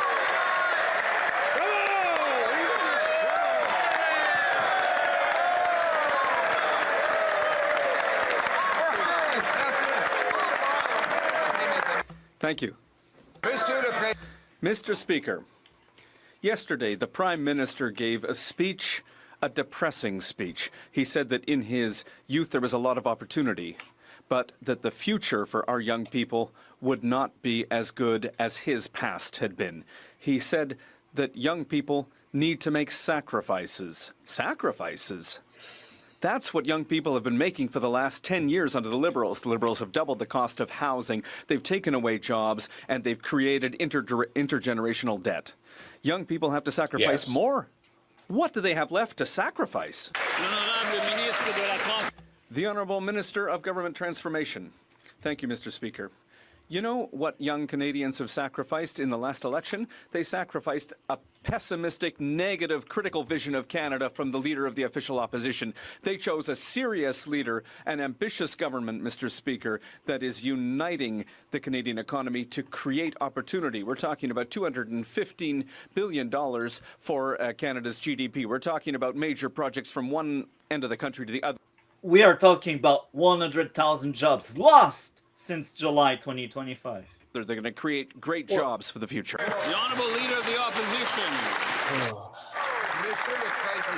Mr. Speaker, apparently the minister didn't listen to the Prime Minister's speech last night when he said that young people are going to have to make sacrifices. They're going to have to sacrifice even more. That's after 10 years of the Liberals. And they forced 3 major sacrifices on our youth. They've made the cost of housing unaffordable. They've killed jobs with the worst jobs numbers in 30 years. And they've created intergenerational debt. Why not propose an affordable budget so that our young people can have an affordable life? The Honourable Minister.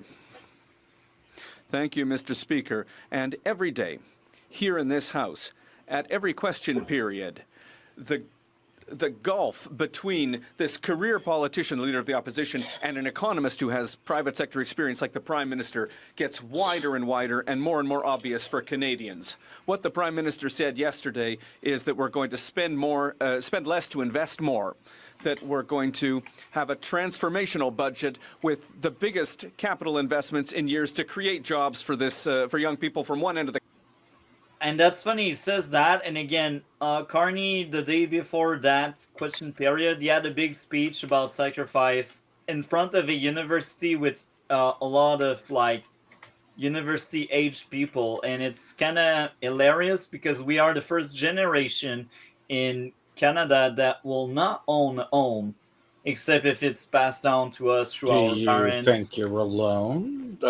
No, but what I'm saying is, it's kind of hilarious how the banker that has so much money speaks about sacrifice to people that won't have anything to sacrifice. The worst part about a lot of, I note about, so phrase intergenerational debt. Now, it's a phrase that's hard for many to understand, because the issue itself, it's implying that the economic futures of a generation isn't going to be what it was. Now, say what you want. Not everyone is saying, see, I'm more Gen X going into pre-millennial, so you have to give a generation shift. We're very hard to work with because of that pre-millennial. Like, millennials have like 3 phases. Yeah. But they had like economic. You had economic prosperity, but the problem, you didn't reach, you were still working multiple jobs. You weren't staying at a company for 10 to 15 years. Gen Alpha, which is like Gen Z and Gen Alpha, they're looking at, I've literally seen 15-year-old kids. They go, oh, a fast food job is too good for me. They don't start off at the bottom. Then they want to complain there's no jobs at the same time. But they don't have a work ethic, or they don't work until they go to school. And parents are like, fine, work or do that. But when they want to work, they're either A, finding jobs that don't fit their degrees, or they're having to get a job that fills in for something else. Because it's kind of strange in a generation. Meaning that they created their own generational debt because people tell them, you have to go to university. Go to university, go to university. But then there's no job. But it's you know what's funny? Here. That's part of it. You know the other part of it? What? There was something I talked to remember. Like, I had friends in Europe, but he's in Portugal. They had a hard time finding a plumber. Wow. Now, you don't think technical jobs are important? Like electrician, electrical jobs, trade school jobs? Those are important. Yeah. And I guess now we can play more. The G7, we have the fiscal room to invest in the future of our country and our young people. And let them be broke. My colleague should join us to vote in favor of the budget that will be tabled November 4th.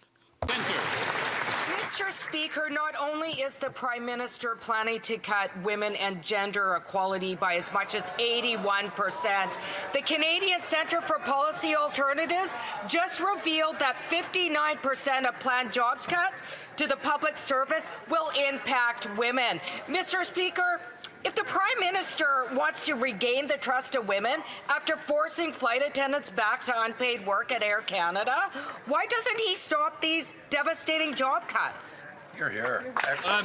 I find that fascinating. Like the 6 people we see on the camera, like a few seconds ago, they're almost the entire party of the NDP. It's so funny. It's sad. You know what's sad? When I hear her speak, it literally sounds like AOC. Because when I said NDP literally talks, you have people who talk like our liberal people. Yeah. The Honourable Parliamentary Secretary for the Minister of Women and Gender Equality. Thank you, We have Mr. a minister Speaker. for that, folks.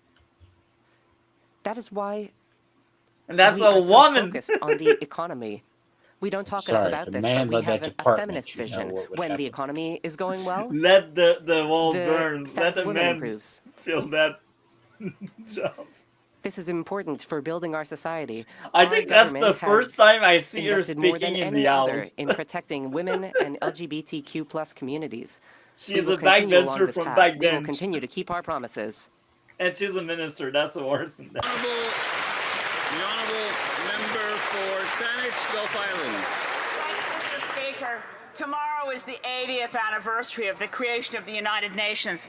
Canada has an enviable reputation, but it's from long ago, when we were leaders in fighting for human rights, leaders in peacekeeping. I'd like to ask the Honourable Minister for Foreign Affairs, if Canada is rethinking our current position, will we continue to ignore the work of the Treaty for the Prohibition of Nuclear Weapons, or will we again make efforts to be a country known for peacekeeping and ending the threat of nuclear war? The Honourable Minister of Foreign Affairs. Mr. Speaker, Canada believes in a No, that's a real world free policy. of nuclear weapons, and the current arsenals around the world remain far too large. Deterrence is fundamental, and we share the concerns of the honourable member about the unacceptable slow pace of disarmament. We all share a responsibility to protect against these threats, including through the Comprehensive Nuclear Test Ban Treaty. At the United Nations recently, I spoke about the importance of multilateralism. It is collective action that will get us through these times, including through the challenge. So now we will Okay. cover the Okay. Here's the thing is, a nuclear weapons ban, there was the theory. So post-World War II, 2 atomic bombs, about 3, because Japan would have been nuked into oblivion. We had about 6 more in production. So you gotta realize, it's like we had about more once we figured it out. Soviets attained the bomb and tried to build one of the largest. You have, of course, the Cuban Missile Crisis. Now, 80 years since the UN was founded. Now, first, its predecessor League of Nations failed. Now, well, that's a little bit more telling. You want to disarm nukes. Yeah, granted, we have the arsenal to blow ourselves up about 50 times over at this rate. Some people, like our Air Force, has to pull them out of the ground and make sure they're still functioning. Change out the fuel so they don't blow up in the silos. Yeah. You have China talking about ramping up nukes. You have Russia talk about ramping up nuclear warfare. Ramp them up. There's reports right now that Trump is about to go back to secretly testing nukes again. I like Make sure. The thing about this is, you literally have the nations, some of the nations with the biggest arsenals that aren't in the West, talking about using them, and you want to disarm them. Now, a little history lesson. Minor. Ukraine. When it broke off from the Soviet Union, it was about either the fourth or sixth most nuclear-armed nation in the world. Now, that look on your face says it all. You wonder why. Russia kept a lot of nukes there. Oh, wow. Okay. So, when we offered them money and near eternal peace during the 90s to the early 2000s. Use your nuke! No. To dismantle that program, and we get some of them. Wow. Ukraine was universally disarmed of their nukes. And look, they've been invaded by Russia twice in the last 20 years. First was in 14, and the other one was just last year, 3 or 4 years ago. And I see parallels because both times they invaded, you had a Democrat in power. The funny part about this is that what's funny is when Bush was president, it was peace. When Bush was president, the joke was he looked into his eyes and saw his soul. So Putin, we all knew, was ex-KGB. He had invaded Georgia. He threatened to invade Georgia. Which, okay, Georgia's the country in Eastern Europe. If you don't know what it is, not America. U.S., we said, okay, you're going to march on Georgia. We put troops right in Georgia to stop them. Now, we also gave them membership into NATO. But we also made the deal, Ukraine, at that time, it was 08, I believe. Oh, wait. Yeah, and we basically said, somewhere around that period, we also said Ukraine can't because they don't want a NATO nation right on its borders. Now, the funny part is, if you want to talk about the quickest way to have a war and be a disarmed sheep, say you don't have nukes. Because in just evidence of modern times, just in the Ukraine conflict, so the Ukrainians thought it was going to be very smart. Very, very smart.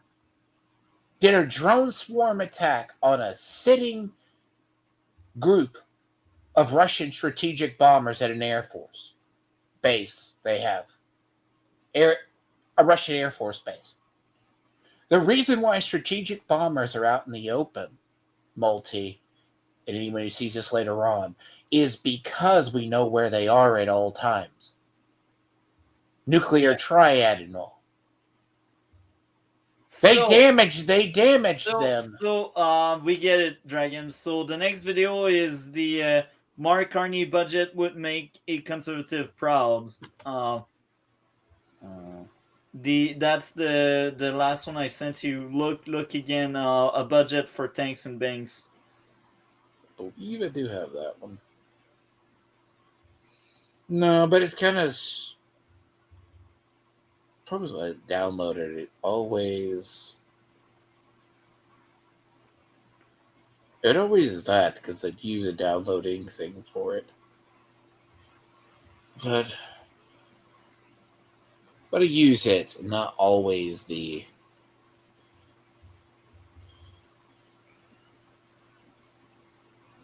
Oh, God.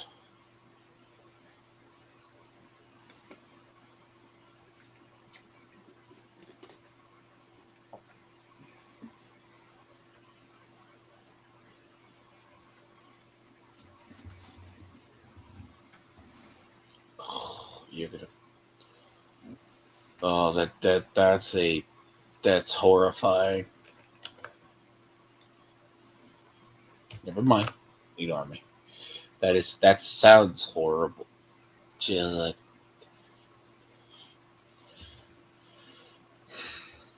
The problem is, was I'm going to say this, when your debt to GDP ratio reaches a point just to service your debt, That's really bad. you're, even for us, let's assume you're spending 40 cents on let's assume out of $1, right? Okay, you're spending about 30 to 40 cents for basically social programs. You can't really keep a social program and keep usually an entitlement program, once it's in place, doesn't go anywhere. Like everyone was saying, like migrants and it's almost finished. The weird, so at least one of them goes and does his thing. So we are waiting for the dragon. Yeah, but do you need the other two taken away or no? Yeah. So the next one is the 24th and the one I told you about. So the after that Welcome we to the covered Breach the Show, 24th. featuring sharp analysis on politics and social movements in Canada. If this dude I'm is your not host, a Desmond screaming Cole. liberal, The I'm federal going to Liberal government be has shocked. just delivered a He is actually a liberal, and that's why I brought this up, because we got two liberals and we need to debunk whatever they are saying. Sure. You know how I know he's a liberal? Why? He's a gleam in his eye. There's a gleam. There's a pull up look. the wrong one. 24th. first budget under the leadership of Prime Minister Mark Carney. The Liberal...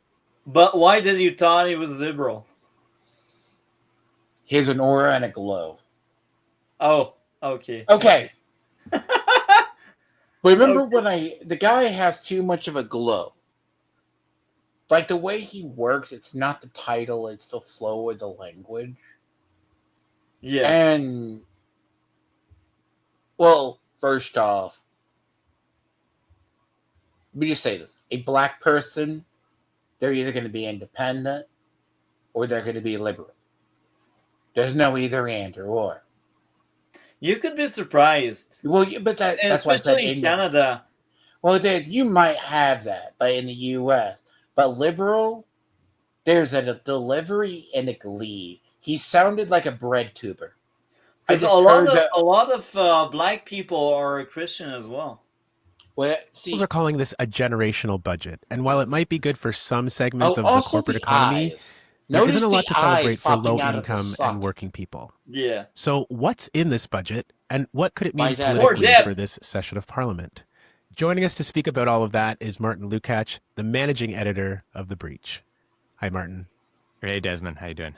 I'm good. So I want to hear about your experience in Ottawa this week, because you actually went to Ottawa to cover the budget, and you did what's called the lockup, a very serious sounding thing that journalists get to do on budget day before all the documents are released publicly, where we get to sit in a closed room, they take your phone away, and you get to kind of peruse this giant document. Well, actually, they used to take your phones, confiscate your phones, which I was honestly looking forward to, but it turns out now that journalists are allowed to keep their devices, but they have to promise, pinky swear, and sign an agreement that they won't share details of the budget. So basically, journalists go into this budget lockup at 9 a.m.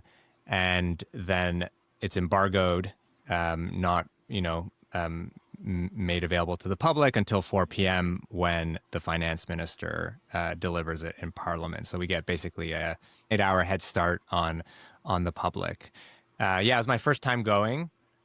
Interesting experience. It all had a kind of symbolic start. I was waiting with a group of journalists near Parliament Hill for shuttle buses to take us to the Diefenbaker, which is about a 15-minute drive away. There must have been about 30 of us, and one shuttle bus shows up with room for 10.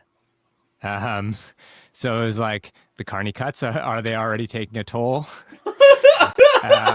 And besides that, you're basically in this room with about 100 other journalists, and civil servants from the various departments are circling, trying to, provide answers to questions that journalists might have, but often just, spinning what's in the budget. And, we get this 400-page booklet, which is the budget, very glossy.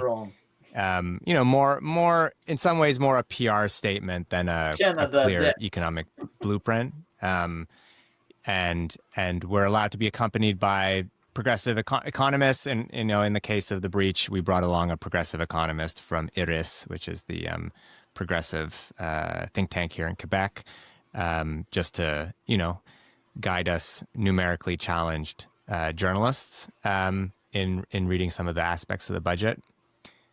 And as you mentioned, generational was one of the big words. Bold, transformational, catalyzing. They love that word. That's one of Carney's favorites for sure. And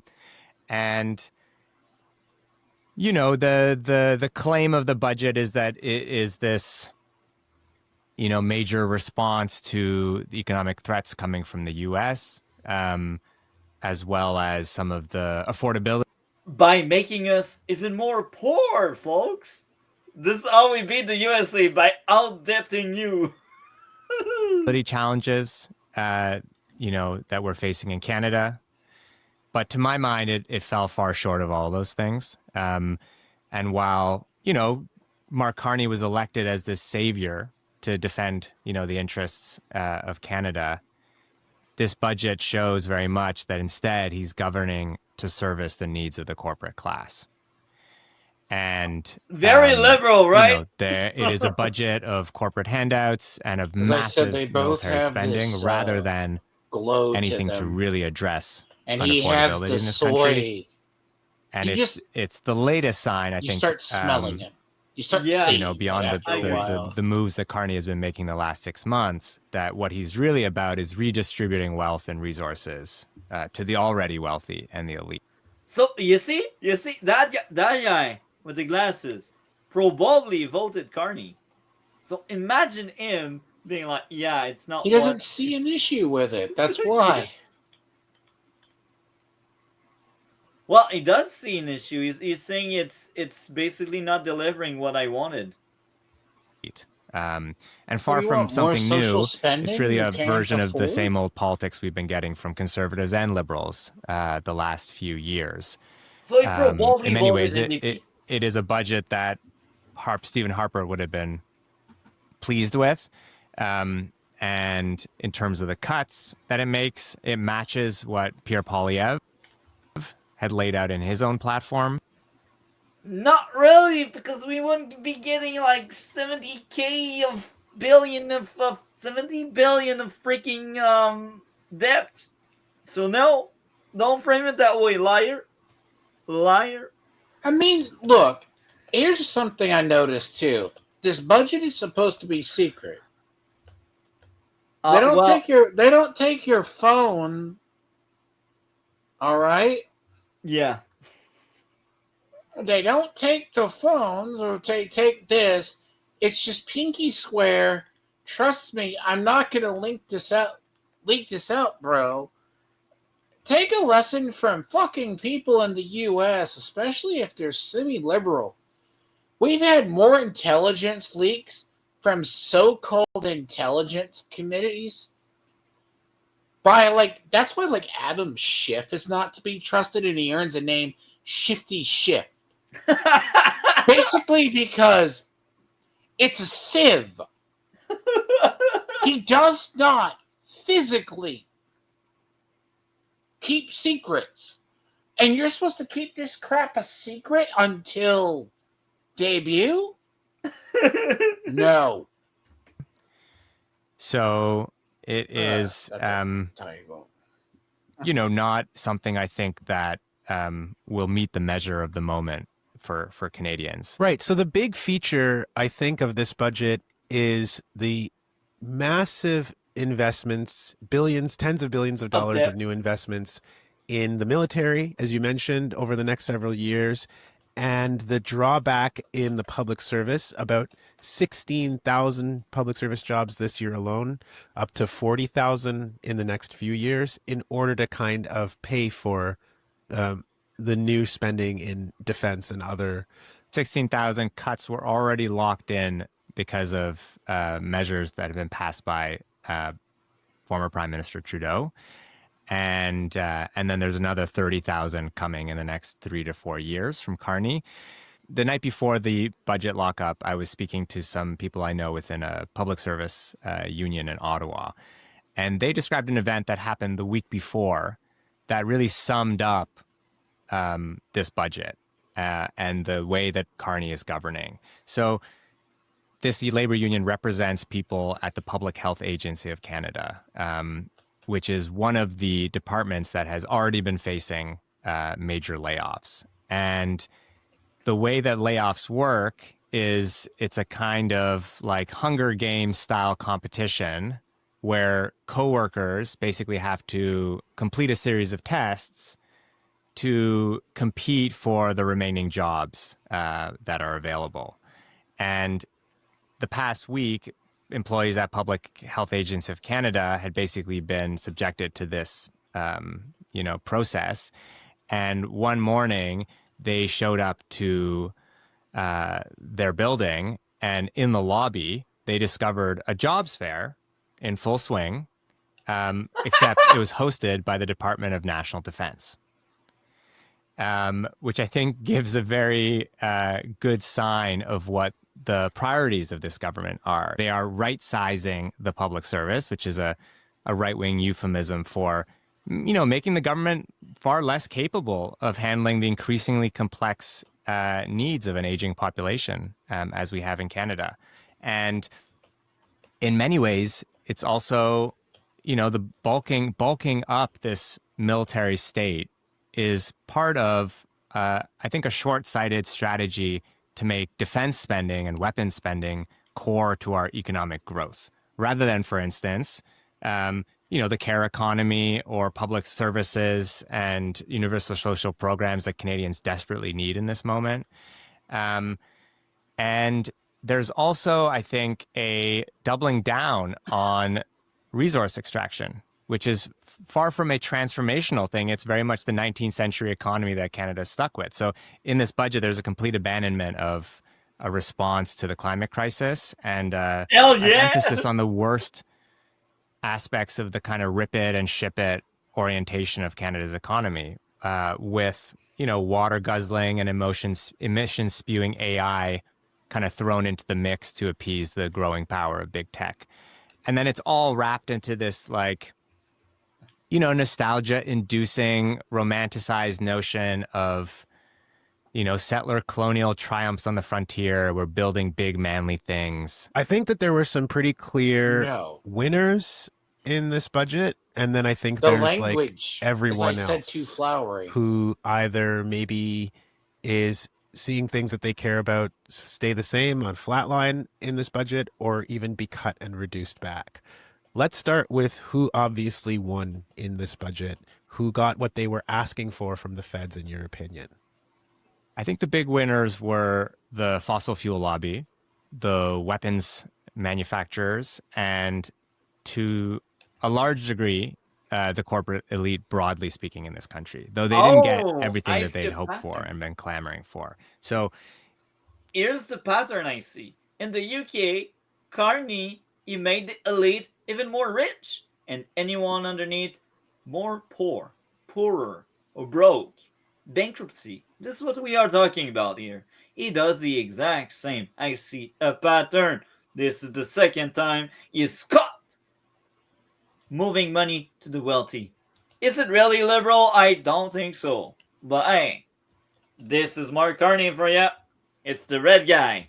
The departments, for instance, as well, that were protected from 15% cuts were the Department of National Defense, the RCMP, who are getting an injection of 1,000 new cops, CBSA, the Canadian Border Security Agency, who are also getting 1,000 new border officials. And then every other ministry is getting having to find 15% cuts, which will include certainly the 40,000 public civil servants, but also mean program delivery cuts. And the budget is not very clear about They're supposed to cut 15%, all the impacts that will have, for obvious reasons, being more of a PR document.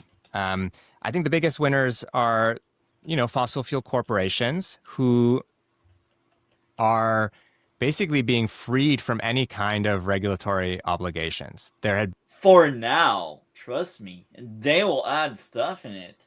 Anyhow, the final video for today, question period, October 24th. If you can find it. Put it up there. I was going to put it up there, but I didn't. A lot of hoopla about a cap. The thing about I hate about these people are they. I swear. There's sometimes a disillusion. They're like, victories of the environmental movement in the last few years, which was a federal greenwashing legislation that would prevent fossil fuel corporations from publishing ads full of disinformation and misinformation. Oh yeah, no, these things are like, if you ever want people to tell you who they are, just listen to them. Those people, the reason why it's like, okay, if social spending is destroying your economy, we need more of it. That's Carney. Dude, it's so dumb. Like, I know. They're so, you can't just, like, Biden, the only reason some policies work in reality is, so like when Biden was president, to keep all the migrants housed or find stuff for them and move all the shit around, they were using FEMA funds or disaster funds because he had to move the money around. Now, the problem itself is not that, as much as if you're not refilling it, you're just robbing the money from somewhere else to pay for something. And the problem is that is going to add up down the line. We are broke. We can't afford it. Among other factors, ensuring that we have a sustainable immigration system. And that is exactly what this government is doing. In a few weeks' time, the member will know she is the critic for the Conservative Party on immigration. There is a level plan that will be presented. It will be sustainable. It will ensure that talent attraction is at the heart of the strategy. And I implore my colleagues to, instead of politicizing questions of immigration, to put serious ideas on the floor that are constitutional. I emphasize that are constitutional. The honourable member for Oakville West. Mr. Speaker, auto sector is being hit hard by unjustified U.S. tariffs. In my riding of Oakville West, Fort Oakville... I will send that liberal. After Mr. Speaker, the Prime Minister lectured a room full of students that they'll have to make sacrifices. But they already have. They have sacrificed their dream of owning a home, watched food prices soar, and they struggle to find work. Statistics Canada says 1 in 4 barely make ends meet. After 10 years of Liberal failures, Canadians are working harder but falling further behind. Will the Liberals finally rein in their reckless spending so people can afford to live, eat, and own a home again? The Honourable Parliament Secretary, the Government House Leader. Yes, Mr. Speaker, let me show you a little bit of contrast. Right. A caring government and what a caring government does. The Prime Minister, just a week ago, made an announcement about the National School Food Program, saying it's going to become a permanent program. Children in every region of the country will benefit by that program. Contrast that to the Conservative response that we hear as late as yesterday when you had a member disgracefully stand in the chamber and said that that program is garbage. That's not caring for Canadians. That's not caring for the children. That is what the Liberal government will continue to do into the future, Mr. Speaker. The Honourable Member for Rosemont-La Petite Patrie. Shocker this morning, Mr. Speaker. President Trump terminated trade talks with Canada. This is a blatant failure on the part of the Prime Minister. He was elected as a champion negotiator, and now he's coming back empty-handed. Despite this, he did everything he could to please Trump. Border security, military spending, opening the Keystone XL pipeline. Stepping back on the taxation of web giants, he practically went down on his knees in the Oval Office. Job losses are spreading. When will the Prime Minister stand up with a real strategy to protect workers? Never. The Honourable Minister of Foreign Affairs. Mr. Speaker, that is not true. For months now, we have been noting the importance of distinguishing between what we can control and what we can't control. The latter includes U.S. trade policy. We are ready to resume trade talks with the U.S., but at the same time, we are able to act here at home by beginning national construction projects, growing the Canadian economy by eliminating internal trade barriers, and diversifying our trade through new trade relationships. It's funny. They had 7 months. And they didn't do anything to do it. Well, actually, they have C5, but C5, they don't use it. They don't want to build, because that means people will get more prosperity, and they don't want that. Mr. Speaker, the Anishinaabe-Aski Nation has declared a state of emergency amid rising violence, trafficking, and gang crime. Yet the federal government hasn't paid its share to ensure adequate policing. Woman. Liberals rush to exploit the Ring of Fire in Nan territory for That so-called voice. national interests, but stay silent. She's always as their so communities asked face interesting danger. questions. My Get so question, denied Mr. by Speaker, liberals. is safety of Indigenous people not of national interest? And if this government truly cares about public safety, when They will don't it care act about to address Nan's state of natives. emergency? The Honourable Parliamentary Secretary to the Minister of Public Safety. Mr. Speaker, everyone in Canada deserves to live in safety, including our Indigenous communities. We will ensure that they have the police services and the tools and resources necessary to address this crisis. We will fight crime. It's funny because that's a Friday. It's like that, all of the Mr. Speaker, rejects. is why Canadians voted for Well, us. That is why Indigenous So communities yes or trust no? us. Do We are they monitoring have? the situation So closely. if there's a lot of drug use We will and address- trafficking and native territory, what does that say? Mismanagement. So, yeah. Welcome to Canada.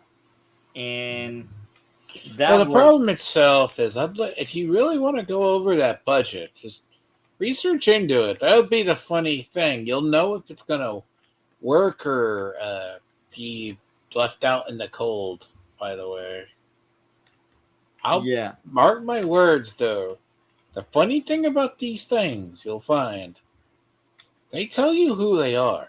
That's the biggest thing. Like, look, They did a freaking tax break on yachts.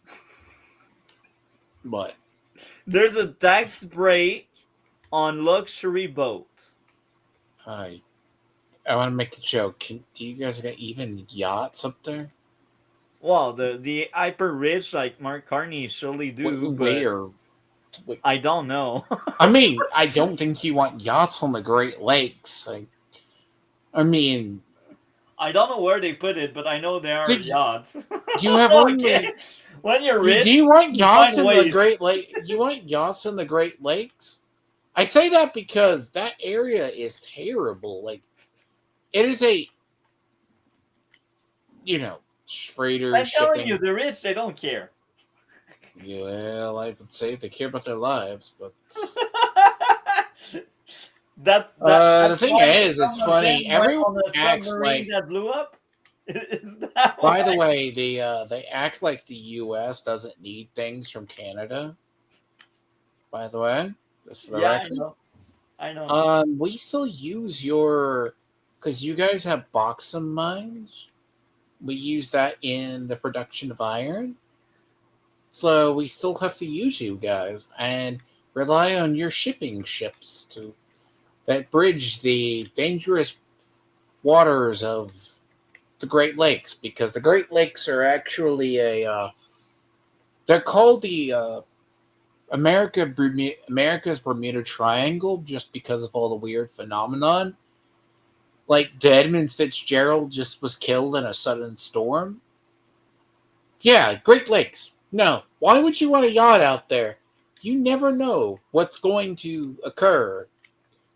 And there's not a bad weather phenomenon in that area.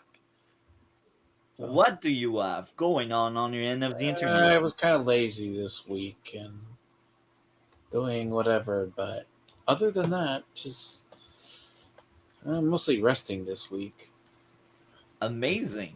Now, on my end of the internet, Monday I will be talking about a movie, Predator Badland. I quite enjoyed it. It's actually my favorite Predator movie. I liked it more than the original. Hell yeah. What? Yeah. Really, Multi? Are you okay? Are you Have you seen it? No. I've been kind of very busy with other You games. need to see it. I think it's a great movie. I liked it. Yeah. Anyhow. I'm gonna say you do like weird movies. I would should act on that one though. Anyhow, what else? Well, I will be making a Sydney Sweeney video eventually at some point, because she appeared in 2 movies I've seen that came out this year, and there are 2 drama that I quite enjoyed, being Christie and Echo Valley. They are enjoyable movies. Anyhow, I don't know when that video will drop, when I will be recording it. I really don't know. Outside of that, Tuesday, the season finale of the Red Blue Podcast for season 7. I do a tier list, and if you're available, I will send you the link. It will be at 5 p.m. Mm-hmm. There's also a. Have you seen the movie Copland and LA Confidential? Been a long time. Try to rewatch these 2 before Tuesday if you want. Copland, a really old Stallone film? Yeah. I had a blast watching it. That was fun. Well, I mean, it'd be a lot funner than you watching Predator Badlands. There's an issue, though. Sometimes you should just leave franchises dead. No. Anyhow, next Saturday, more politics, just like tonight. And we'll be covering the last week of October, and very, very soon we will catch up with the November stuff. Anyhow, with this, we are out. That was a great stream.